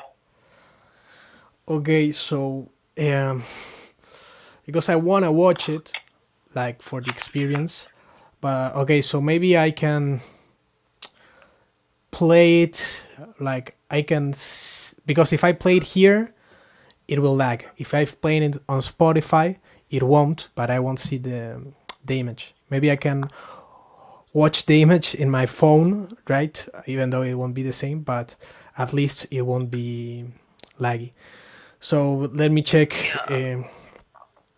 Let me check here. I'm not sure why it's stuck when you start playing it, why it freezes, but it might have something to do with the VRAM, or maybe with yeah, I'm not sure. I really don't know. But maybe Spotify also has video, and you can use that, and maybe use less RAM than Chrome or something. Okay, so let me try this a little bit.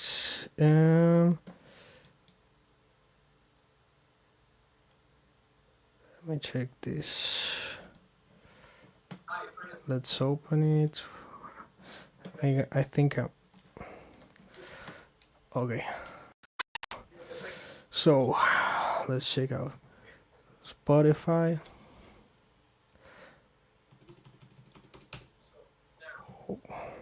So we already are in the midpoint of the album. Let's check if the last portion, at least, it can be. Man.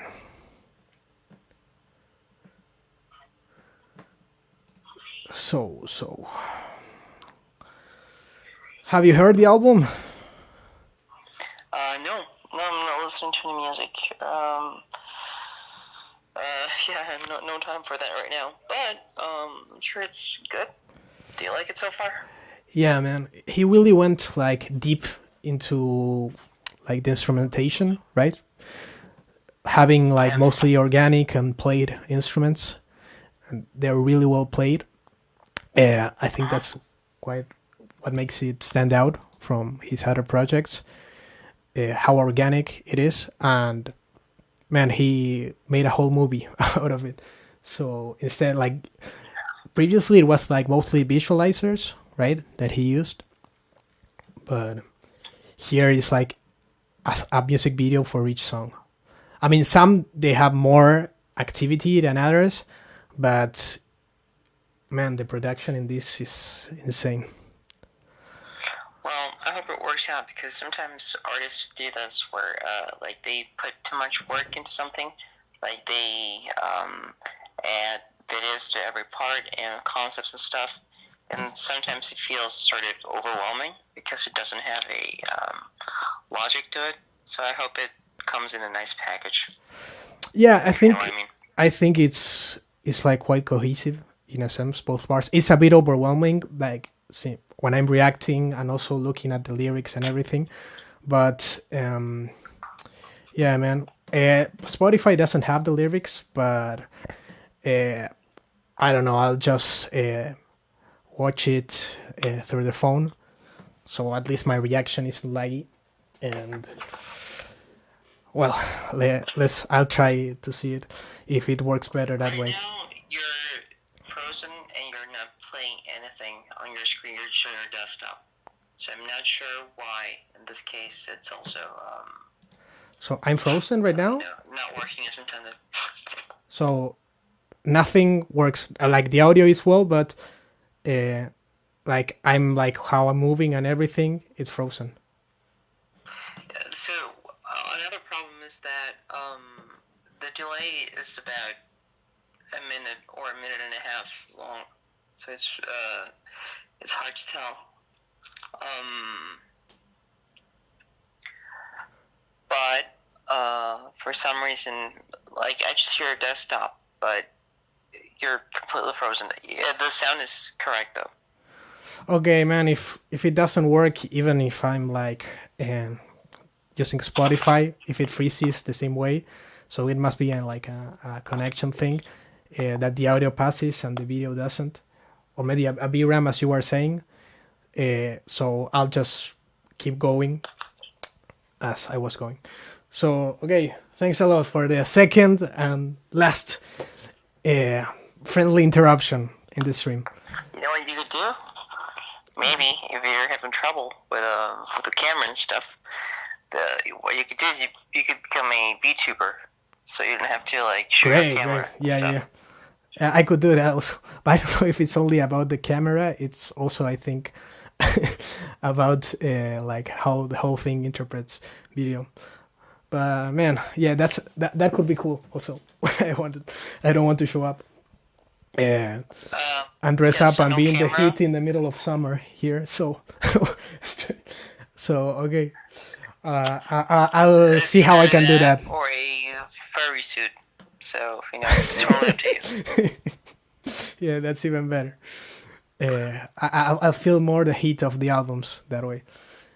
Okay, thank you very much. Have a nice one. Bye bye. You too. Bye.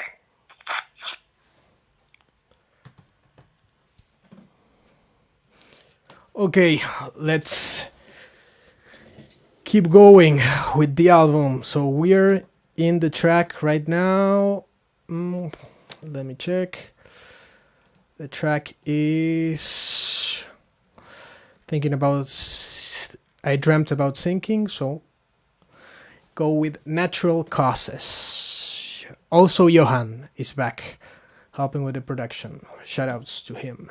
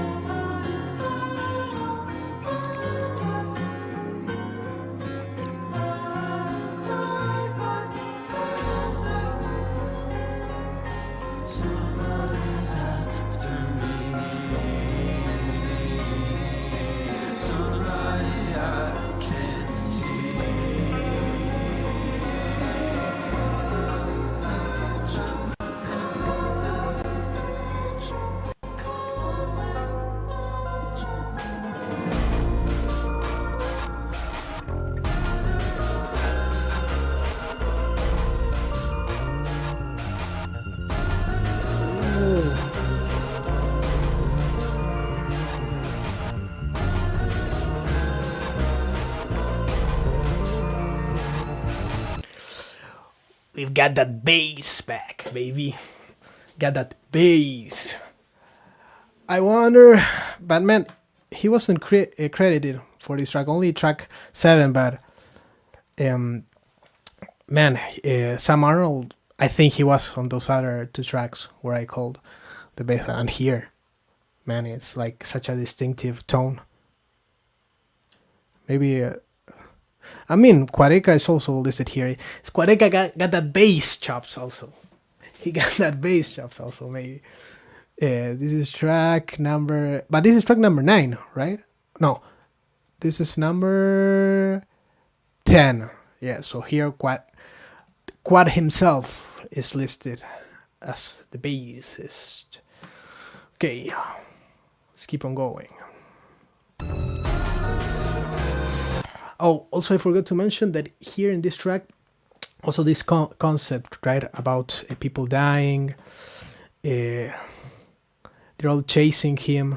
So I think this, maybe I'll see what's going on, but it feels more like a narrative in a sense. Somebody's after me, somebody died on Monday. Okay, reference back to the track Monday, when he reached out about giving up, right? And all of them died by Thursday. So maybe we have a week here in the journey.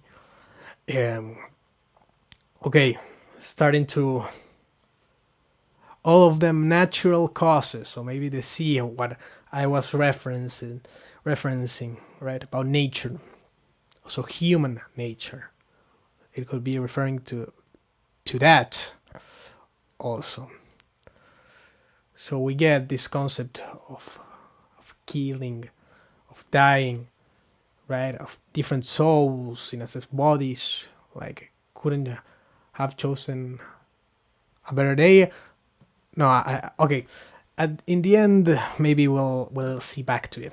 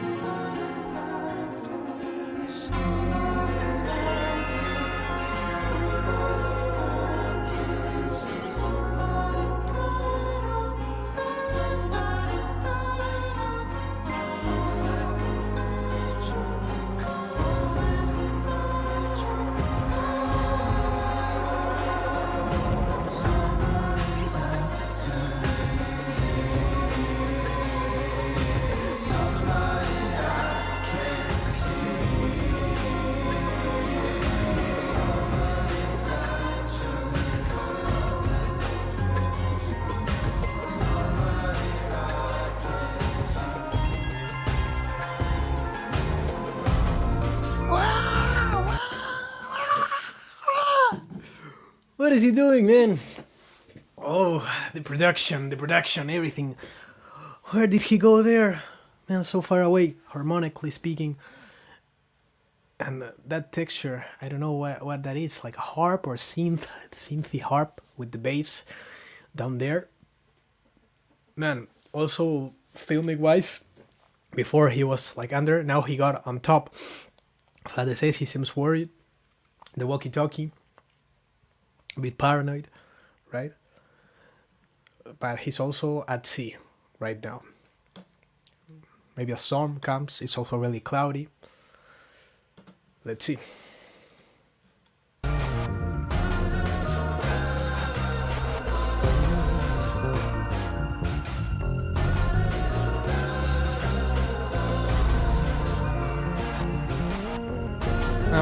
I want to go back. The transition.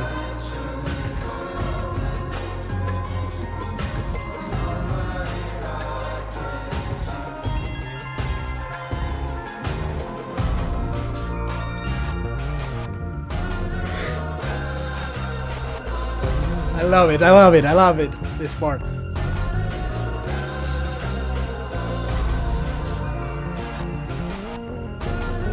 Killing, man. Killing that bass.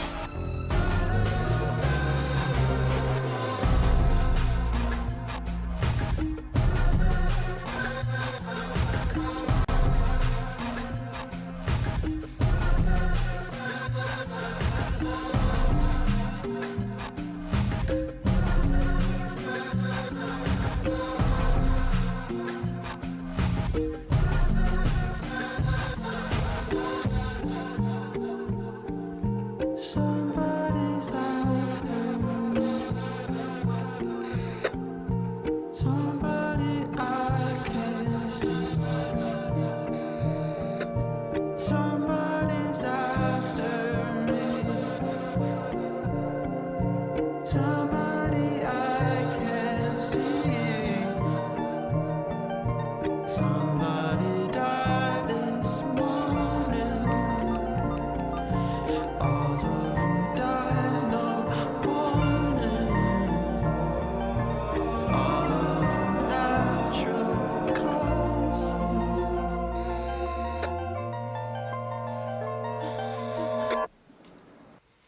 Okay, man, that outro, it like started getting groovy, right? And you could feel it. Maybe it's like marimbas, yeah, but it went like the binary 1 2 1 2 1 2 1 2. Man, that felt so nice. And then the percussion went away, like not the tune percussion, like the rhythmic, non pitched. I think is the term. Indeterministic in terms of sound, like it has inharmonics, so you can't like feel the note. Now, I don't think that's quite it, but yeah, okay. So instead of rhythmic percussion without notes, it went like only to the, because marimba is a percussive instrument like the piano also, but it has pitches, right, notes that it can play. So it was beautiful in the end. So here we got like in the lyrics all that somebody died this morning. I don't know if it's like connected in terms of like the concepts. It's like ghosts are chasing him, right? And between the last album and this album, like there's a character that can get into bodies, right? And they're able to, that's the difference. Like they were able to subtly change, but not enough impact, I believe, in the last album. I need to check back to it. I mean, not Scrapyard, but I didn't mean to haunt you. So yeah, let's see where this goes. That was Natural Causes. Now we're in the double digits. No, we're already were. THUNDRRR. Let's go. Let's go.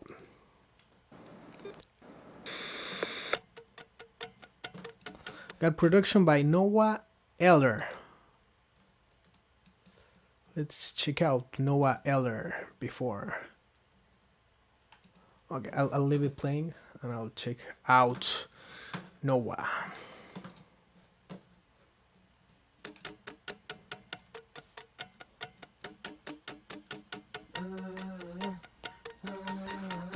David. Is this the David collab? He worked with David.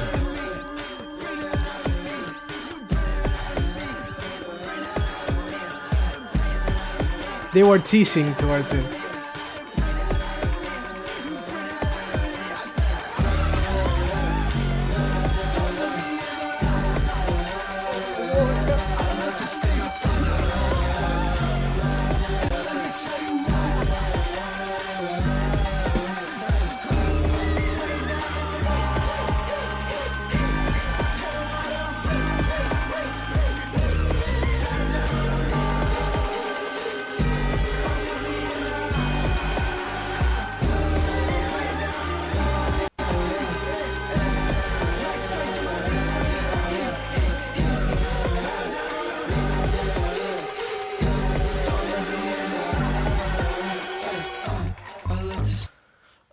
I love it. Finally, a banger. Not that the album needed a banger, but man, it's nice to feel the energy. Yeah, it's like dancing with ghosts who are drowning you. That's the feel I get from this, man. And it's also really nice that he changed, but more like digital textures. It goes away from the organic, right? Also, it's curious, as natural causes, then you get the transition into more digital, production-based sounds. Also, but with this haunting, massive choruses, choirs of voices, and you get like the modern, like the ship. I don't know how you call those ships, those massive ships. It's not the sailing thing. You get like a it's like the digital analogy, right? to industrialize, right? You get metal and you do not have wood in the chip, so it's nice. And finally he's back in this new part. He's back on land in a really dark night. I haven't, like, I've been vibing so much that I didn't even notice the lyrics. Rain down on me, don't look me in the eye, I love to steal your thunder. So maybe that's this thing about like souls and energy. It's also a metaphor, right?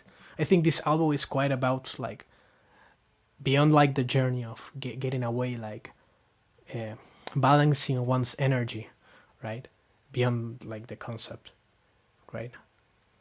So getting energy from people, them taking it away from you. Also we're back to the that wonderful lighthouse of the iconic cover of the album. Back in this place, but it's different now. It's way more. I mean, here's the black and white filter, but he's with a hoodie on.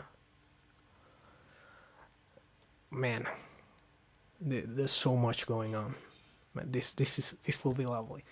There's so much to dig through. I love this type of albums that even you got your whole life, but you'll still find new stuff about it. I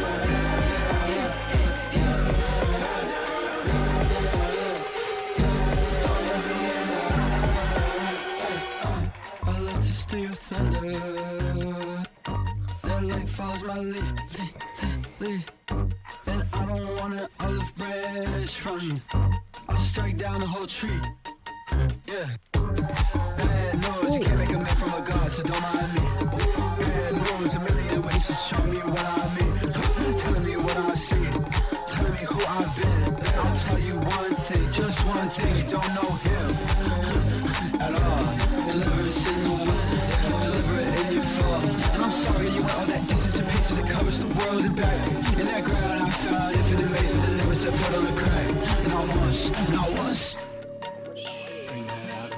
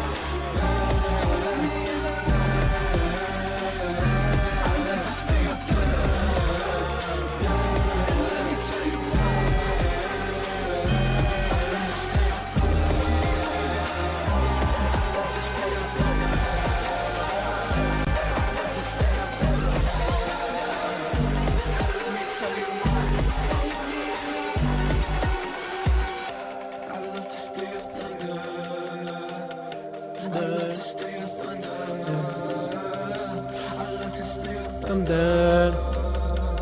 Don't look me in the eye. I love to stay with thunder. I love to stay with thunder. I love to stay with thunder. Let me tell you why.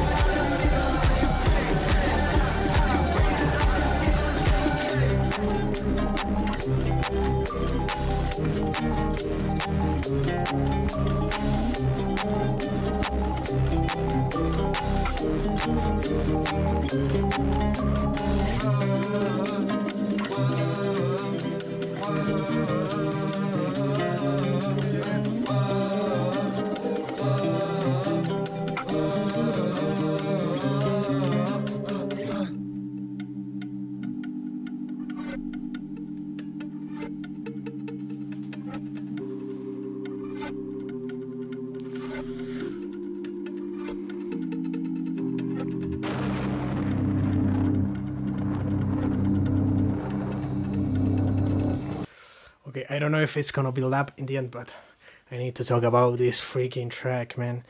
I need to talk about this. First, dancey, out of no. I mean, it was like banging, but that dancing electronic. I was right with it.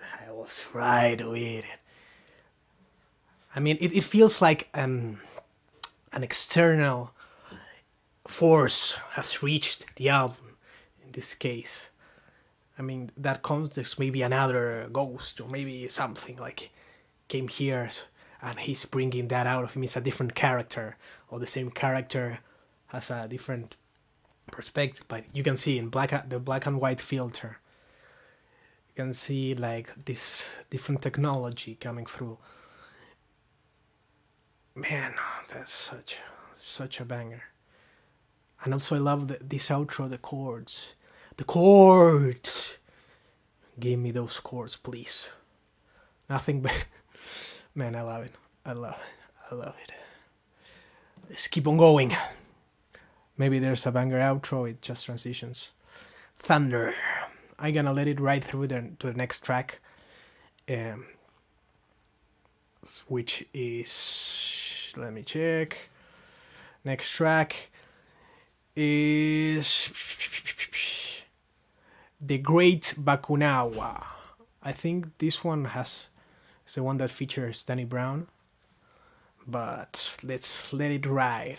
So Danny Brown is also really nice for this transition. Like, this is quite like a significant shift, right, in terms of texture of what has been of the album so far.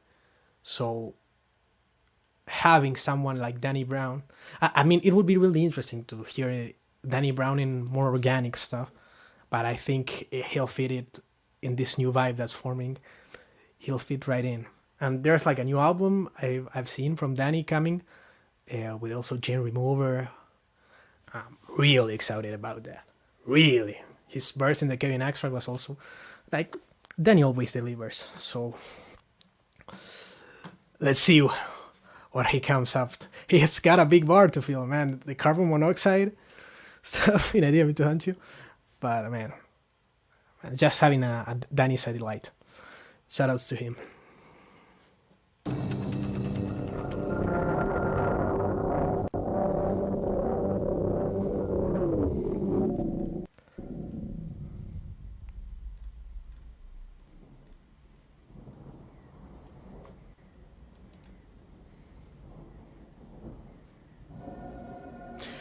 There was no David feature also. Also, maybe they hooked up by David. Cross. Okay. Excellent shot. See what the symbolism is. Have we seen crosses before in the album? Maybe they blew just right through me. But I think this...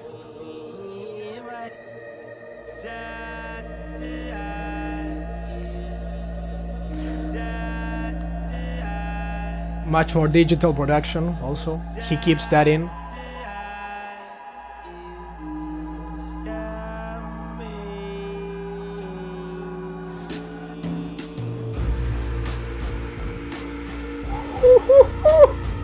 Those drums, man. You're like sludgy. Sludgy.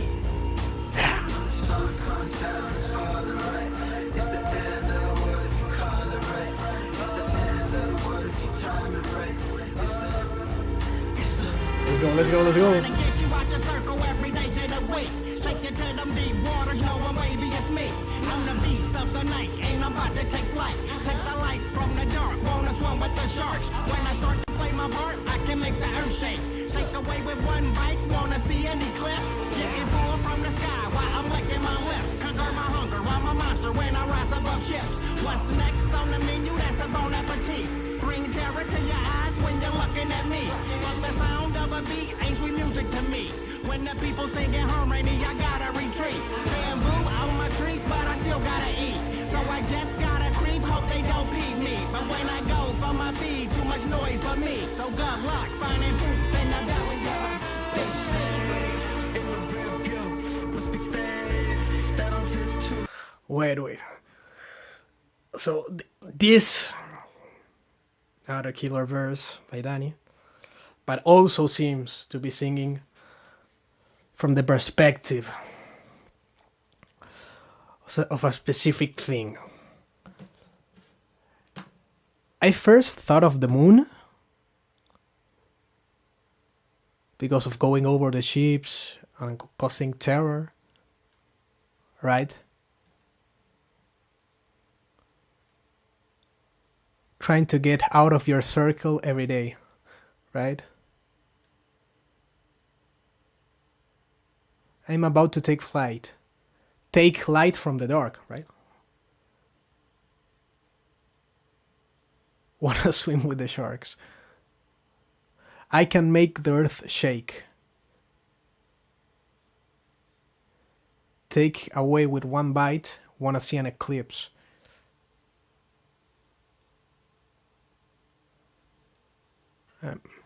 I'm a monster when I rise above ships. What's the next of the minute? That's bon appetit. Bring terror to your eyes when you're looking at me, but the sound of the beat ain't sweet music to me. Bamboo on my tree. Ah, so this is like the BAKUNAWA. Maybe that's a mythological creature. Okay. Let's see if there's like some description. Let's Google what's a BAKUNAWA. Man, we need to figure this out. This is like is it BAKUNAWA Genshin? It's like a character from a game that I don't think that's it. Yeah. But man. It's the Philippine moon-eating dragon. It's also a serpent, so that's why they say snake. Okay. Here, that's why it's also referenced with the moon, because it hits the moon, and if it hits the moon, that will of course affect the earth, in a sense. So it's believed to cause eclipses, earthquakes, rains, and wind. And that's a really like... Maybe... Did he go like there? It says it's around from Visayas and Bicol regions of the Philippines. So is this the Philippines? Did he go to the Philippines to film this also? And get like that mythology? That's some deep cut, at least for me, coming from the western side, even though it's like the Spanish side. But that's a cool ass reference. This is the coolest reference, man. Okay, let's keep going.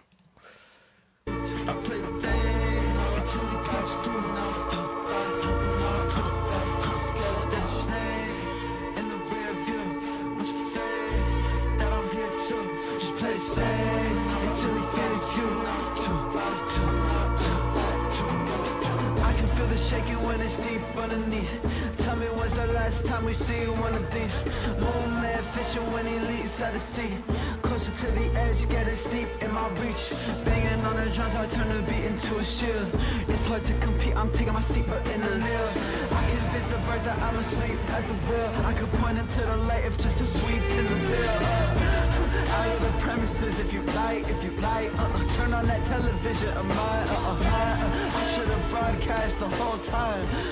Every angle, another gold mine. Maybe the passageway was a matinee. Premature with the cabinet for the latter days. Around here, nobody accepting Apple Pay. You'll have to try not to back away when you're passing a snake. In the rear view, must be fade down here too. I put it back until they pierce through. In the rear view, must be fade down here too. Just play it safe until they face you too. When the sun comes down, it's falling right. It's the end of the world if you call it right. It's the end. For everybody in the spot, I'm on the mic. If it's the end of the world, why not tonight? It's the end. It's the same old story, how it came and went. I need a couple more bottles for the main event. It's the end.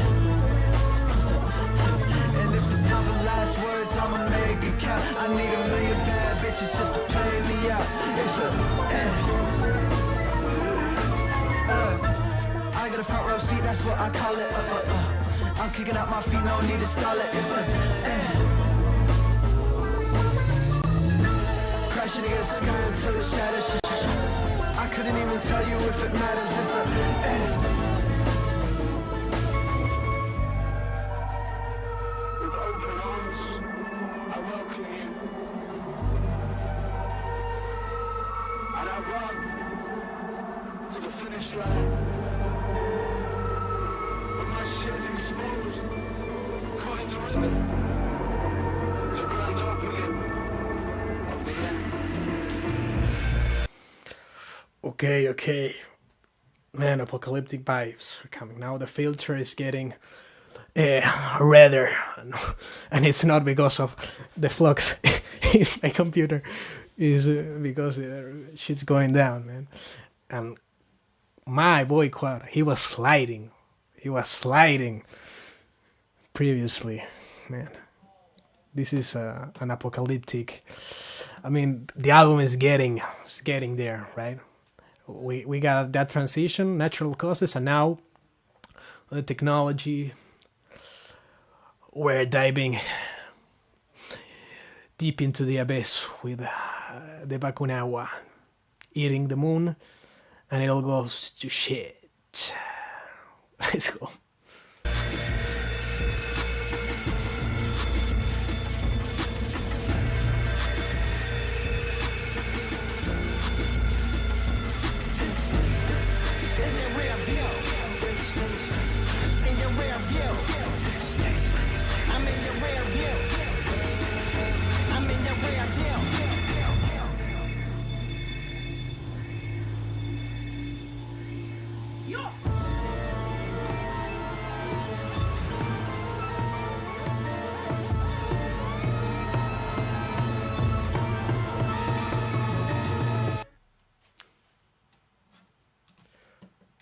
Just like that,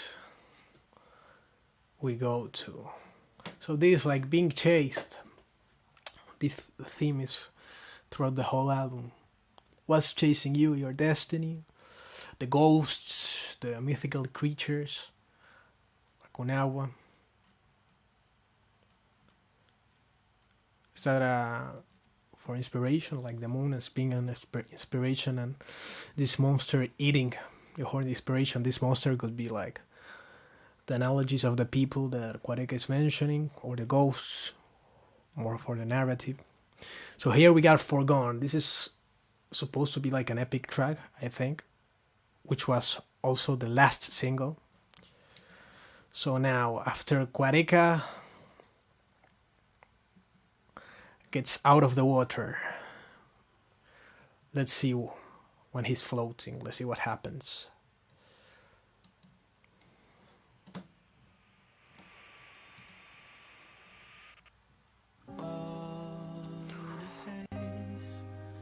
There's a life underneath. Do you like what you see? Do you like what you've seen? Do you like what you've seen?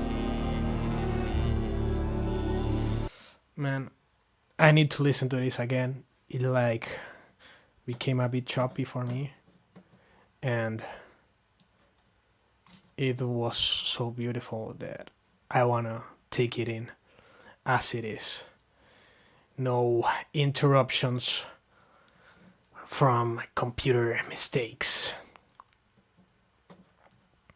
So Forgone.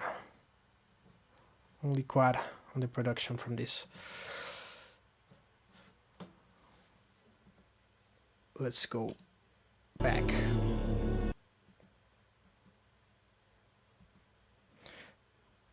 So this place, I don't have like much GeoGuessr knowledge, but it looks quite particular. So it doesn't look like America to me. Maybe some weird place in Europe, but that could be like, I mean, he hasn't toured in Asia, I think, but maybe like the Philippines. Did he go there? It was only a reference that I'm making in my mind.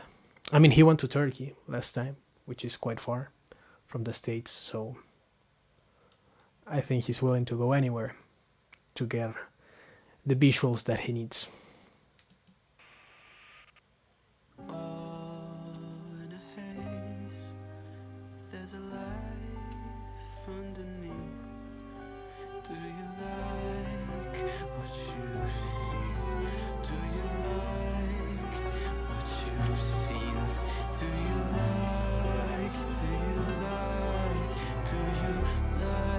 what you've seen?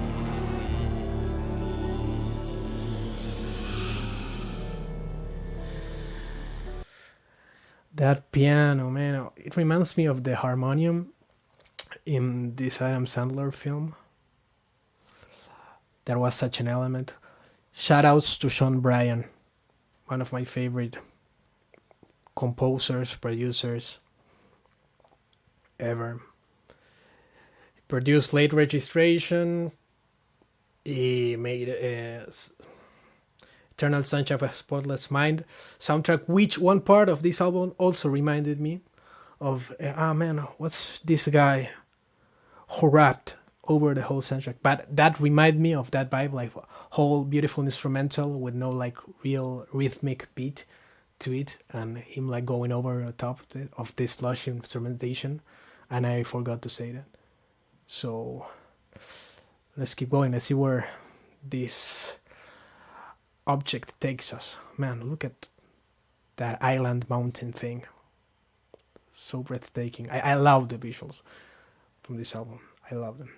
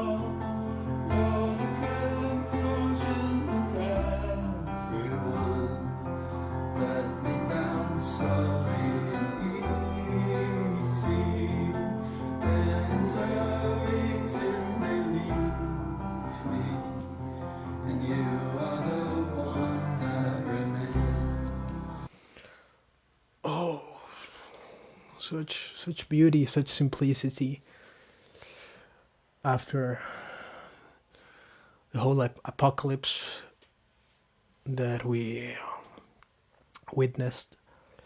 And man, I love that chord that goes like the minor change when he says "forgone," and there's a reason they leave me, and you're the one that remains. This callbacks, I think, to the first track, maybe, that he talked about this presence that still accompanies him beyond everything that goes through, like some consistency when everything else abandons him. But that's another. That one isn't from of the album, but I think that lyric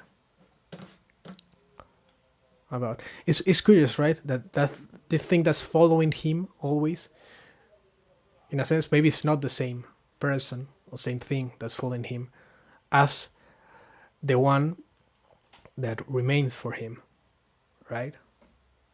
So maybe that's a sense of inspiration. The inspiration tortures him in a sense that's always there, like when he's like talking to people and going on tour and whatever, and it's like, okay, I have to make these albums. And it's also like when people don't live up to him or whatever, it's like it's there because like he cannot be enjoying his life because there's like this toll, right? This is completely maybe projection and stuff, but whatever. How it fits the narrative so far, I can link it, but maybe in the future it'll come to me.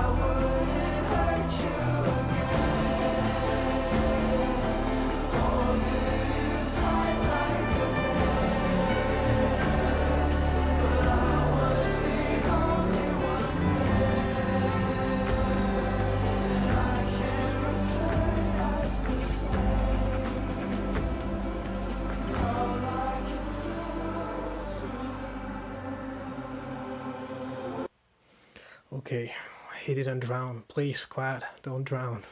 Don't drown.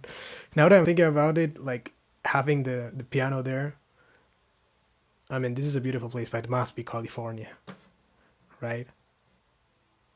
Taking up that custom made thing or customized piano, taking it there and letting it down, it's like, man, if this man went to the Philippines with that piano to get it wet like that, holy shit.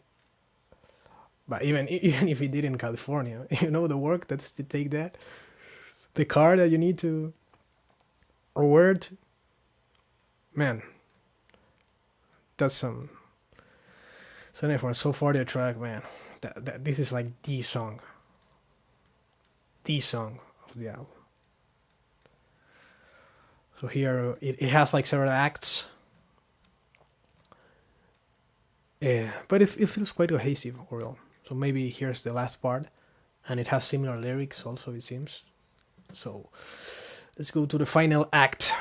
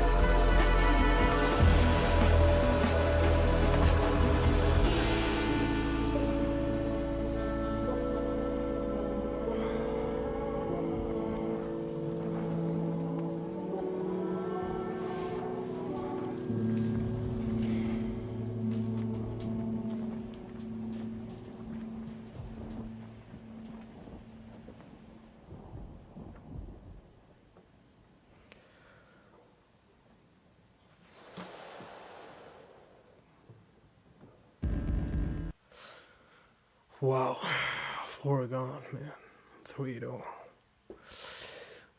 It's quite a bit to take in. You're the one that remains.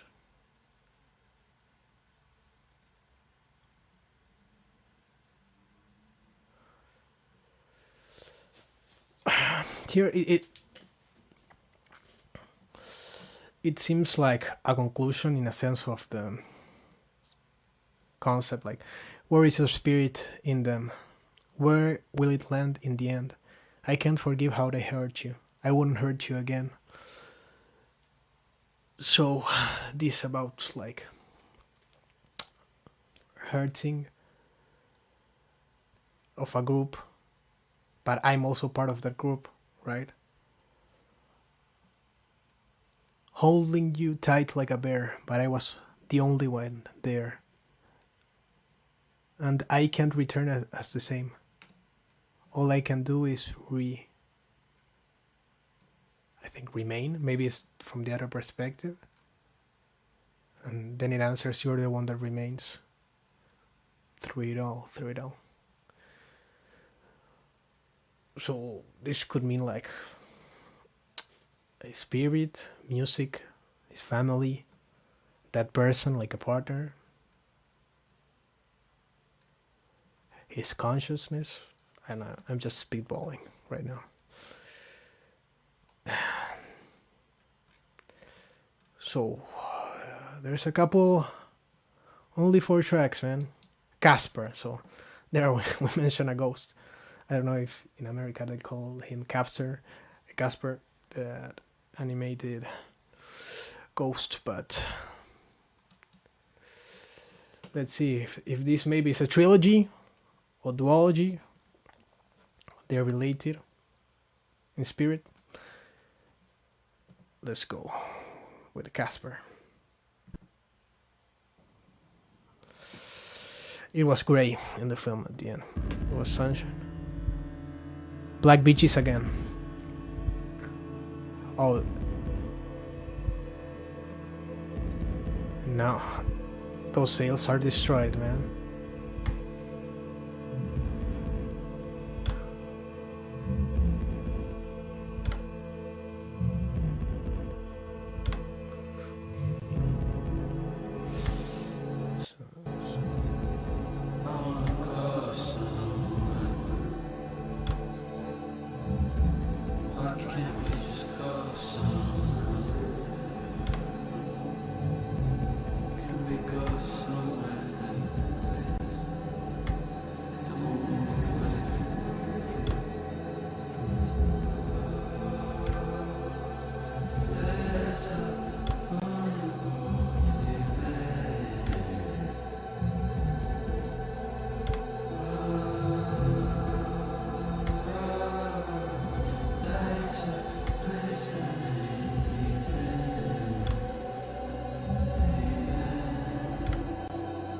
I found overexposed. You were born with a lot to correct. You were born with a puzzle to solve. You're not high, you just became a child. Returned to a path, hiding in overgrown grass. If you didn't chase it, it would have stayed still. The horizon is a prey like animal that preys on men who prey like animals. And now it takes form and takes flight. It can take you anywhere you like. Open your hand and your palm. Drown out the countdown to the alarm. The line curves into a path through clouds. The tail wrapped in waves, its mouth covered in sky. I pray one last time, but I didn't know. It can smell fear on your breath, and the sweat in the hands of a man who has never forgiven himself. And the answers I so desperately crave will cover me in the shape of a cave, removing a stone from a roof held together with nothing but tension. I can end the world with one slip from the other side of the ceiling.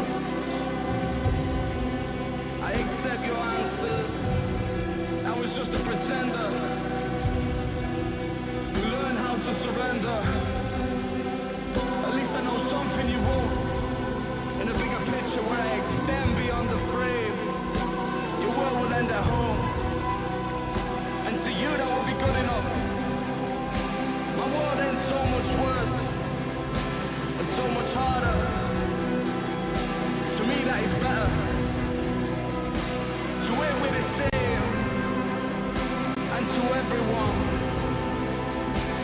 to everyone.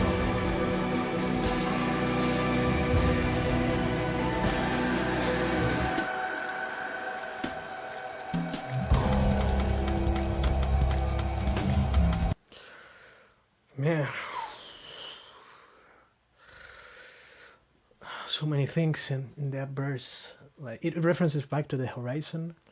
Also, there's not more the boat isn't there. Right in the film.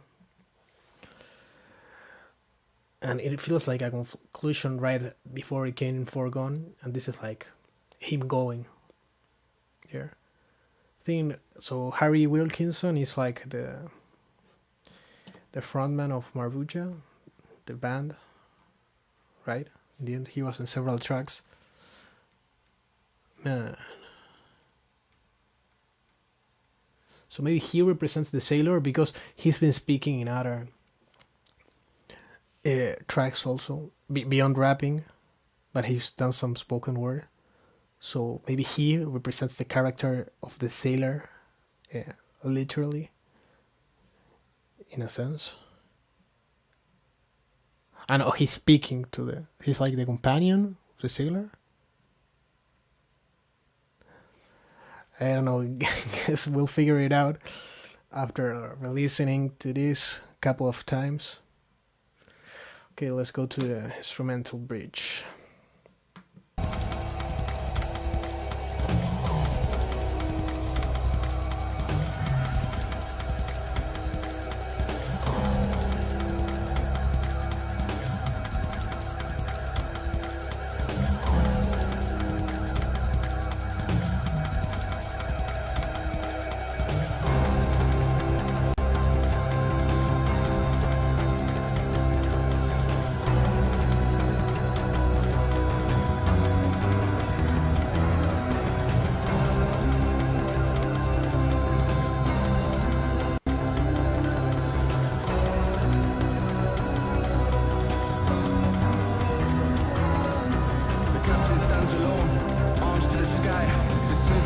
Before the verse, man, I love that progression and the melodic line.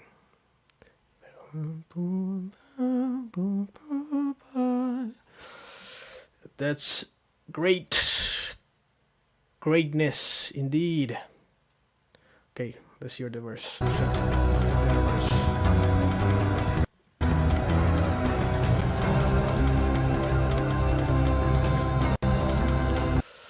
Also, I don't know how you call it, the ratio, the 16:9 has changed, so here it becomes more scopy. I remember that first I didn't mention it, but it was like a reduced, so now it's opening up to the world.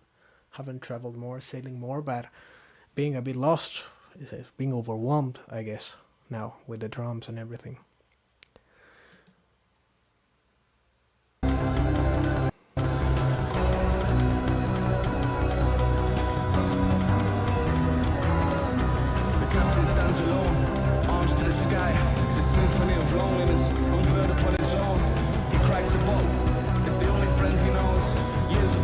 Left him bitter, comatose.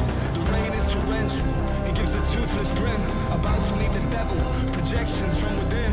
Line is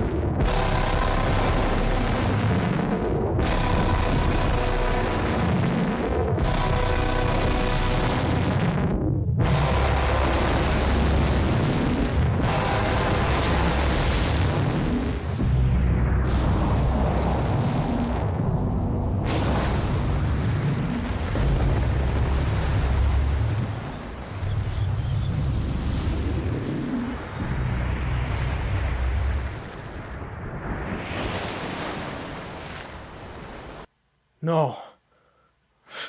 No. This can't be the end. This can't be the end. No, what happened? What happened? Isn't there more tracks?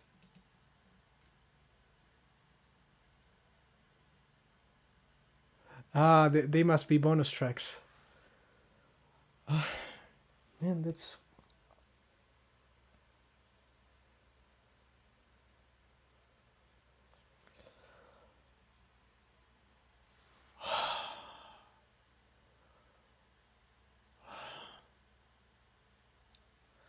How do you even begin to describe that?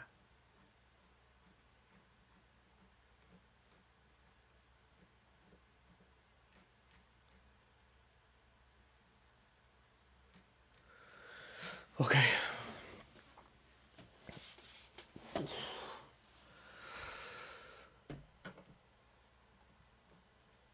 Let's through it all. No, whoa. This is not. But the darkness so consuming. The only life he shows is that heavens open wide. It's hell on earth that he knows.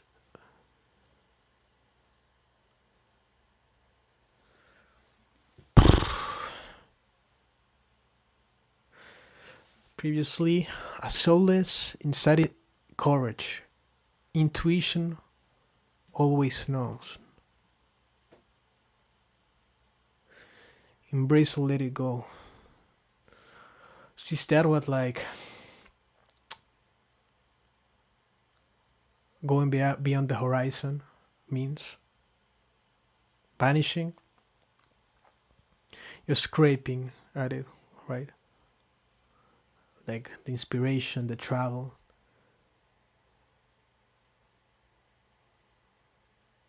But once you really let go of it, right? You surrender yourself to the horizon itself. You disappear. Right? As he's like drowning in that inspiration.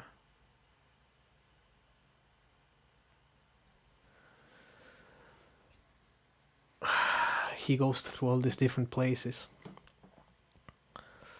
Man, I just wanna like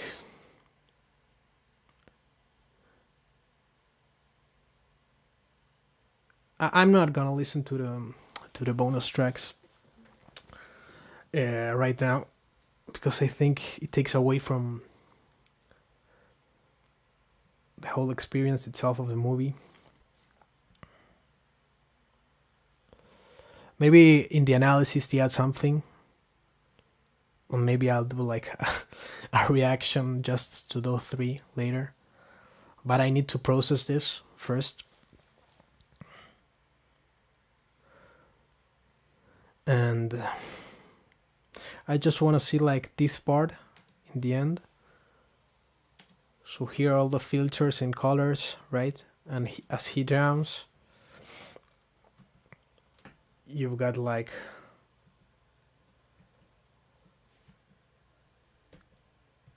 okay, let's go slower. There's like the sails imposed over there. And like different places. But I think it goes so fast that I can't even catch it.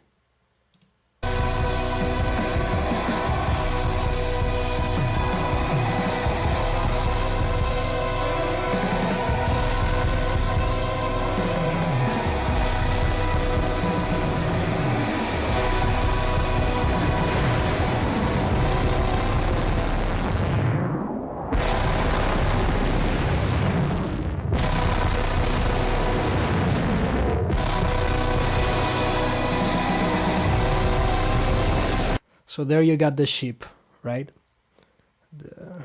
Like the cruise ship or whatever, like the more modern one, more digital.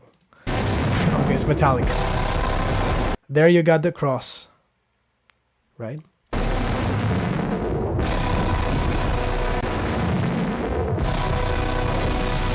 The cross again at night. Here we got like the light, I think represents the horizon.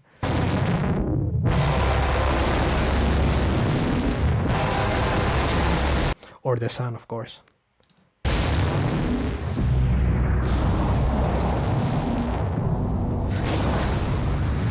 The droning sails of the ship.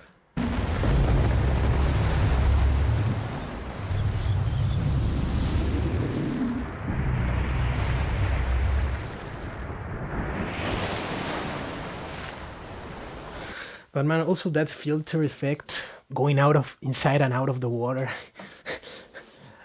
And I bet he was thinking like while milking the album, okay, we gotta do this without the filter. We go outside, then we go back in. And also that noise in the end, it reminds me also, in I Didn't Mean to Haunt You, he used that effect in a sense, I guess. So which was the track? I think it was one of the singles. This one. I think that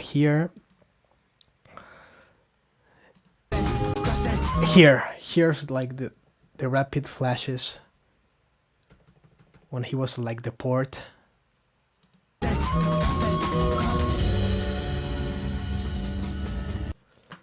What is that? I need to like go full screen. Full. You were in 780, but I need to go full HD. Because I think also like the bottle, like alcoholism was like a theme, and drowning in alcohol can be, that was also explored that I didn't mention beyond the bottle in the interlude track. But oh man, I mean, maybe that is in reference to something, I don't know. Here, the Kai shield to another ship.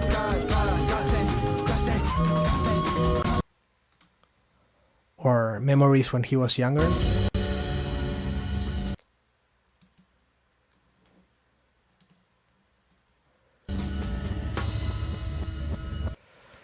I need to change the resolution again. So here is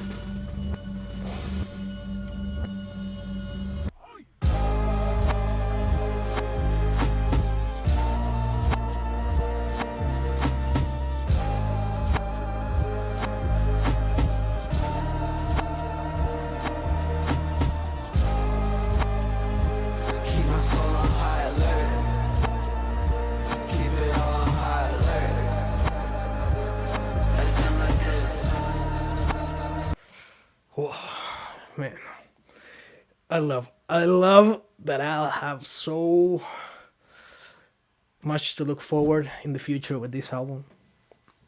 This is definitely not an album to just listen once and go on with your life, even though it's a really impactful experience by itself.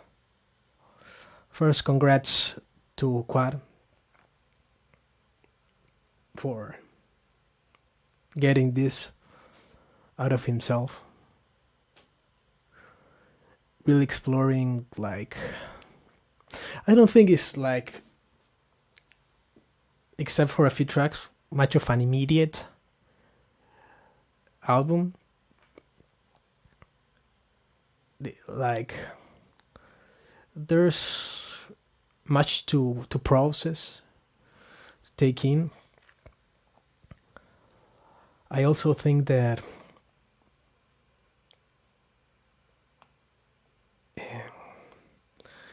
this time he really worked in a collaborative fashion, but not like for a track, but for the whole concept of the album, taking from Maruja, Harry Wilkinson, being in several tracks. I would also like to thank like his whole team that worked on the musicians, the crew, the sailing coach. Definitely the sailing coach. Let's see. It's without a sailing coach, I think this would have been quite dangerous to shoot. Ruben Placencia, beautiful takes on stuff. Brendan Borden, he got that drone to good use. Autumn Bebiaka, second unit, so this working in the other teams, they filmed other stuff. Maybe much of the beautiful like horizon takes. Underwater cam, Ed Co. Also Jairo Cruz. AC is like assistant camerographer. Shoutouts to him though. Okay, let's see. That's first AC mean film.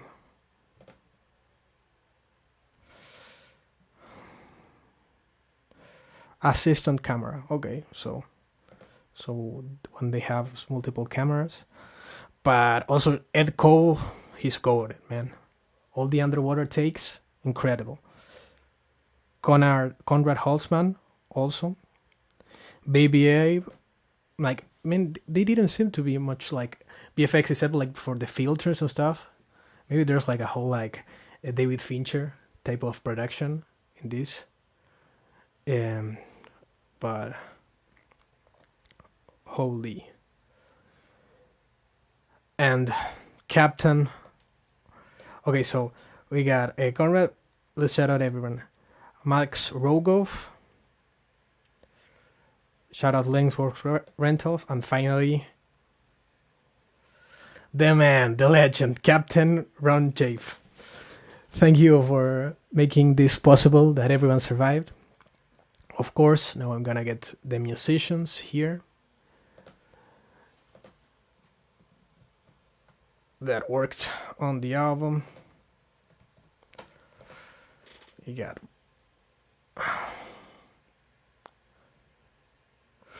there's not like credits on everything, but I mean, he even mastered the record. He arranged the strings. Let's see the tracks if I remember the names. But which one was the one that had those beautiful arrangements that I thought they weren't a sample, but yeah, I think it was in the middle. Man, I don't remember. But here it says. So, Quadeca. Shoutouts to him, of course. Oleka, beautiful vocals. Also flute player. I was with those flutes, man. Those flutes were there. Wonderful textures. And some sick runs also. Fahem Erfan. Fahem Erfan. Subtle guitars. I need to check those back. Johnny May. Unsung hero here, playing lots of strings. Piano. Did he play in? No. The Bakunawa. Piano. Whoa. I didn't. There's so much that I need to take in. Joshua Rubin with the clarinet. Miles Martin. Those drums, man. He was killing it. Johan with the production and strings. Yeah, also, he only had one track where he did the strings. Okay, also piano. Two pianos. Two guys playing the piano in the great Bakunawa. Hell yeah. We got Harry Wilkinson, of course. The voice, I think. Like in spirit of the character of the record. Noah Eller.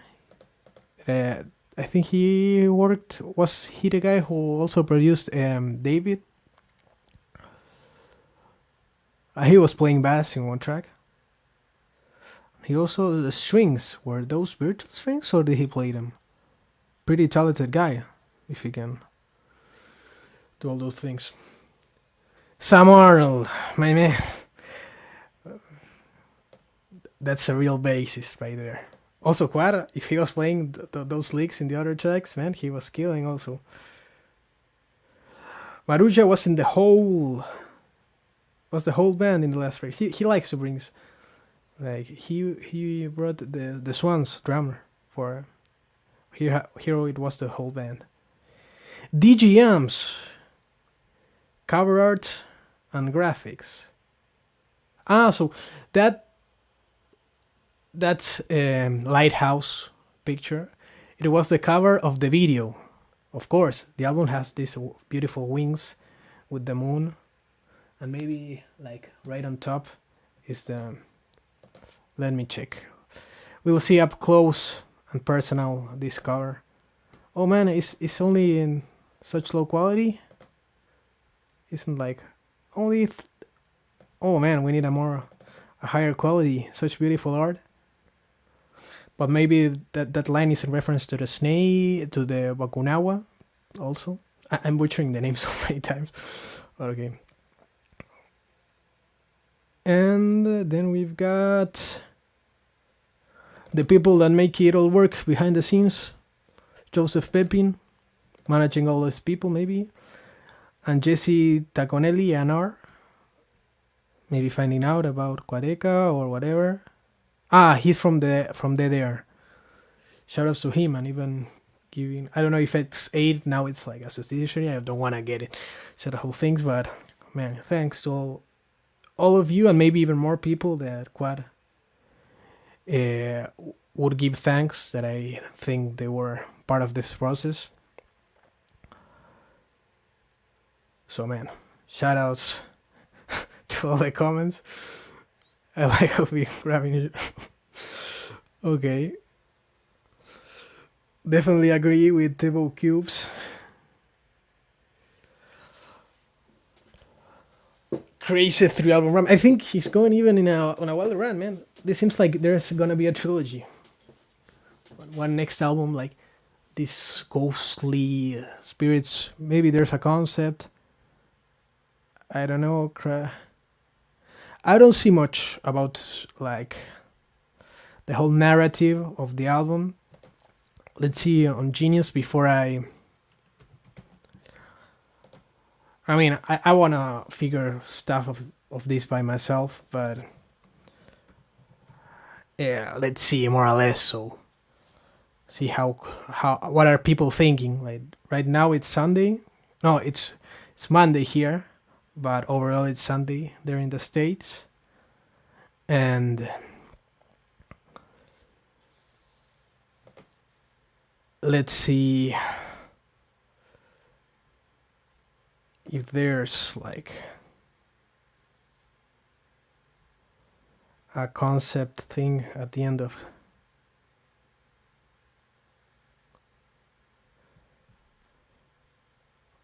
this is about the image. So there were multiple images here for the singles, of course. Let's see comments.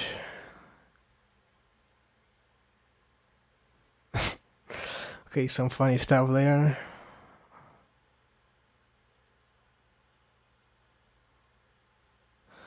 Okay, some complaints. No.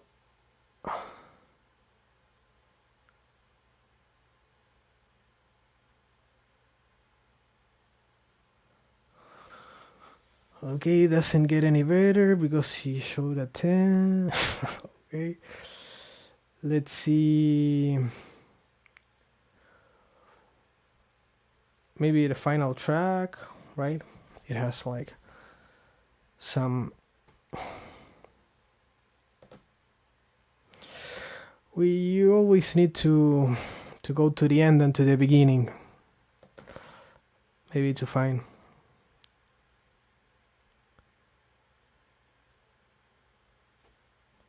Okay. Okay, this sounds cool. Search a finality, but something that anchor, right?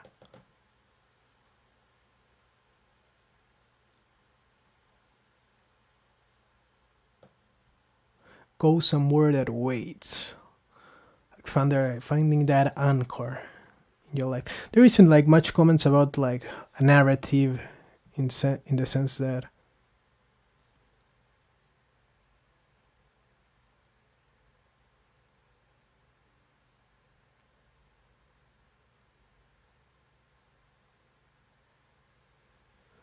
okay, so waging war, we have like a fate he saw.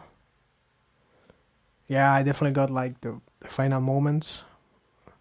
So it's this death, like Magellan going to the sea, but he doesn't return.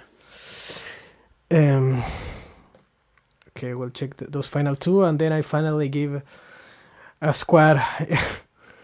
Used to say in his album reactions in the Quad Reacts channel. Shout out to that. What would Fantano rate it? But first, let's check those couple little things and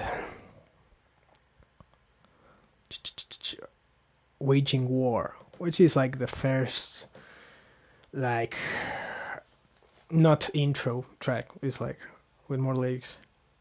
So I'll be there when no one is, like that anchor that we were talking, no questions asked.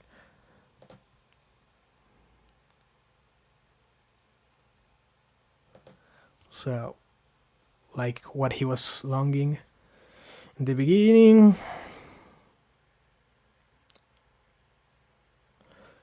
So overall, I think like maybe somebody finds or quite explains like a whole narrative behind it, but it seems more conceptual overall than a specific narrative beyond the sailor and going to the different places. But it isn't like quite specific, like I think it was in I Didn't Mean to Haunt You.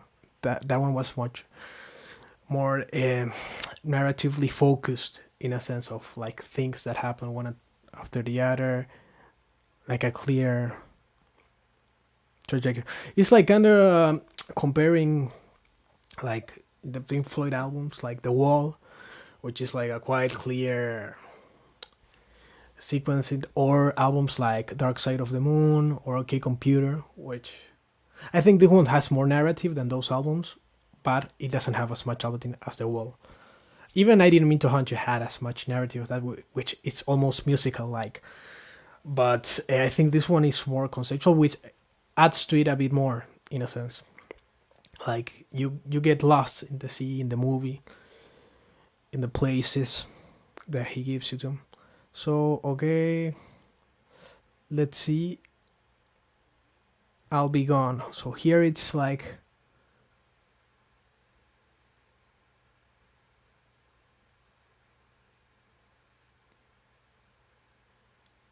okay, here it is. So he eventually dies in the sea, hoping to split it like Moses.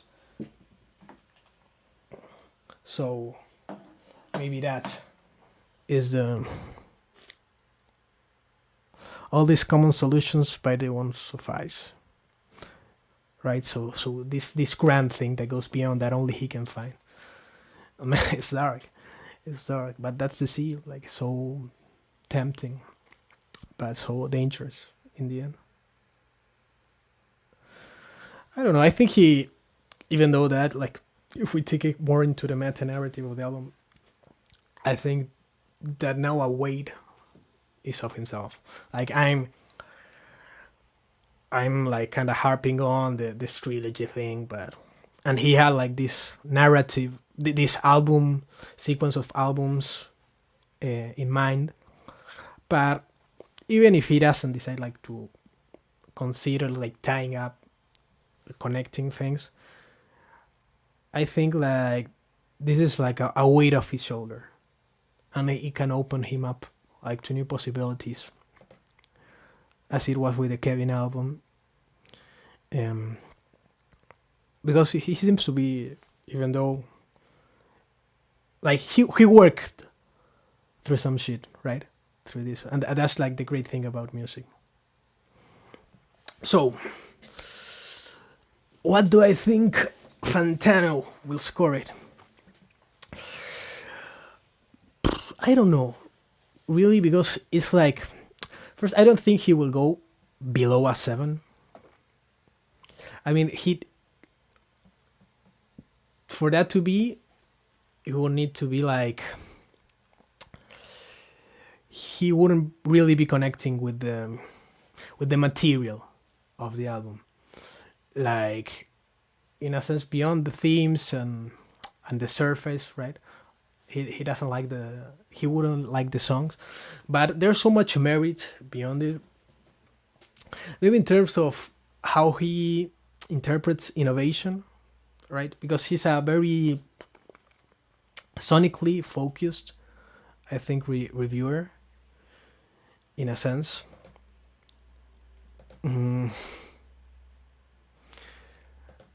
That could go make it then lower, but overall I think it has like a mix of both atmospheric and well-earned payoffs, which he really likes, like in Swan's music, like this song, but and it also has like more immediate like songs. He likes structure. When there's immediacy, he likes like things that go places. But I don't know if it's like it goes long enough to be full atmospheric, like Swans, or go full immediate. But I think this could be it, man. I think this could be the album. He finally goes like and says, "Okay, Quad, here's your 10. Here's your final 10." Or maybe he could be a bit of an ass, right, and go like the Kendrick route and say like, "Okay, this is your good Mad City. I think you can go even further than this." Like pressuring him to release the To Pimp a Butterfly. But I don't know, man. I mean, Scrapyard was already like a 9. It didn't have a narrative, but I don't know. I think it's between those ranges. I hope he goes like to the highest degree. Personally, I don't like ranking albums because it's like they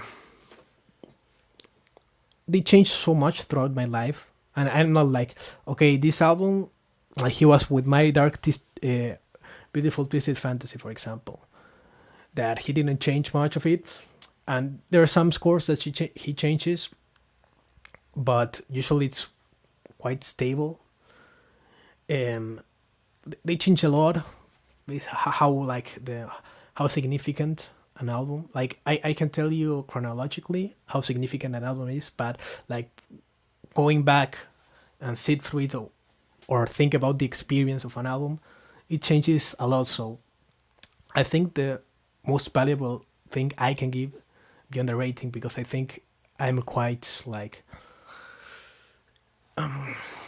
my experience of music while playing and going to different stuff changes so much of how we interpret the different things, that giving a rating doesn't have as much value as expressing what it means to me at a certain moment, right? For example, my Dark Beautiful Twisted Fantasy was like a record that was like an instant above 8 for me, right? And then it went lower, in a sense, like diving deeper like into the material. I didn't like the cult of personality, and the meaning. I was like mostly listening production wise to that record, and was amazed by the maximalism and everything. But then going back, like getting deeper into production or whatever, it was okay. It's repetitive in certain points.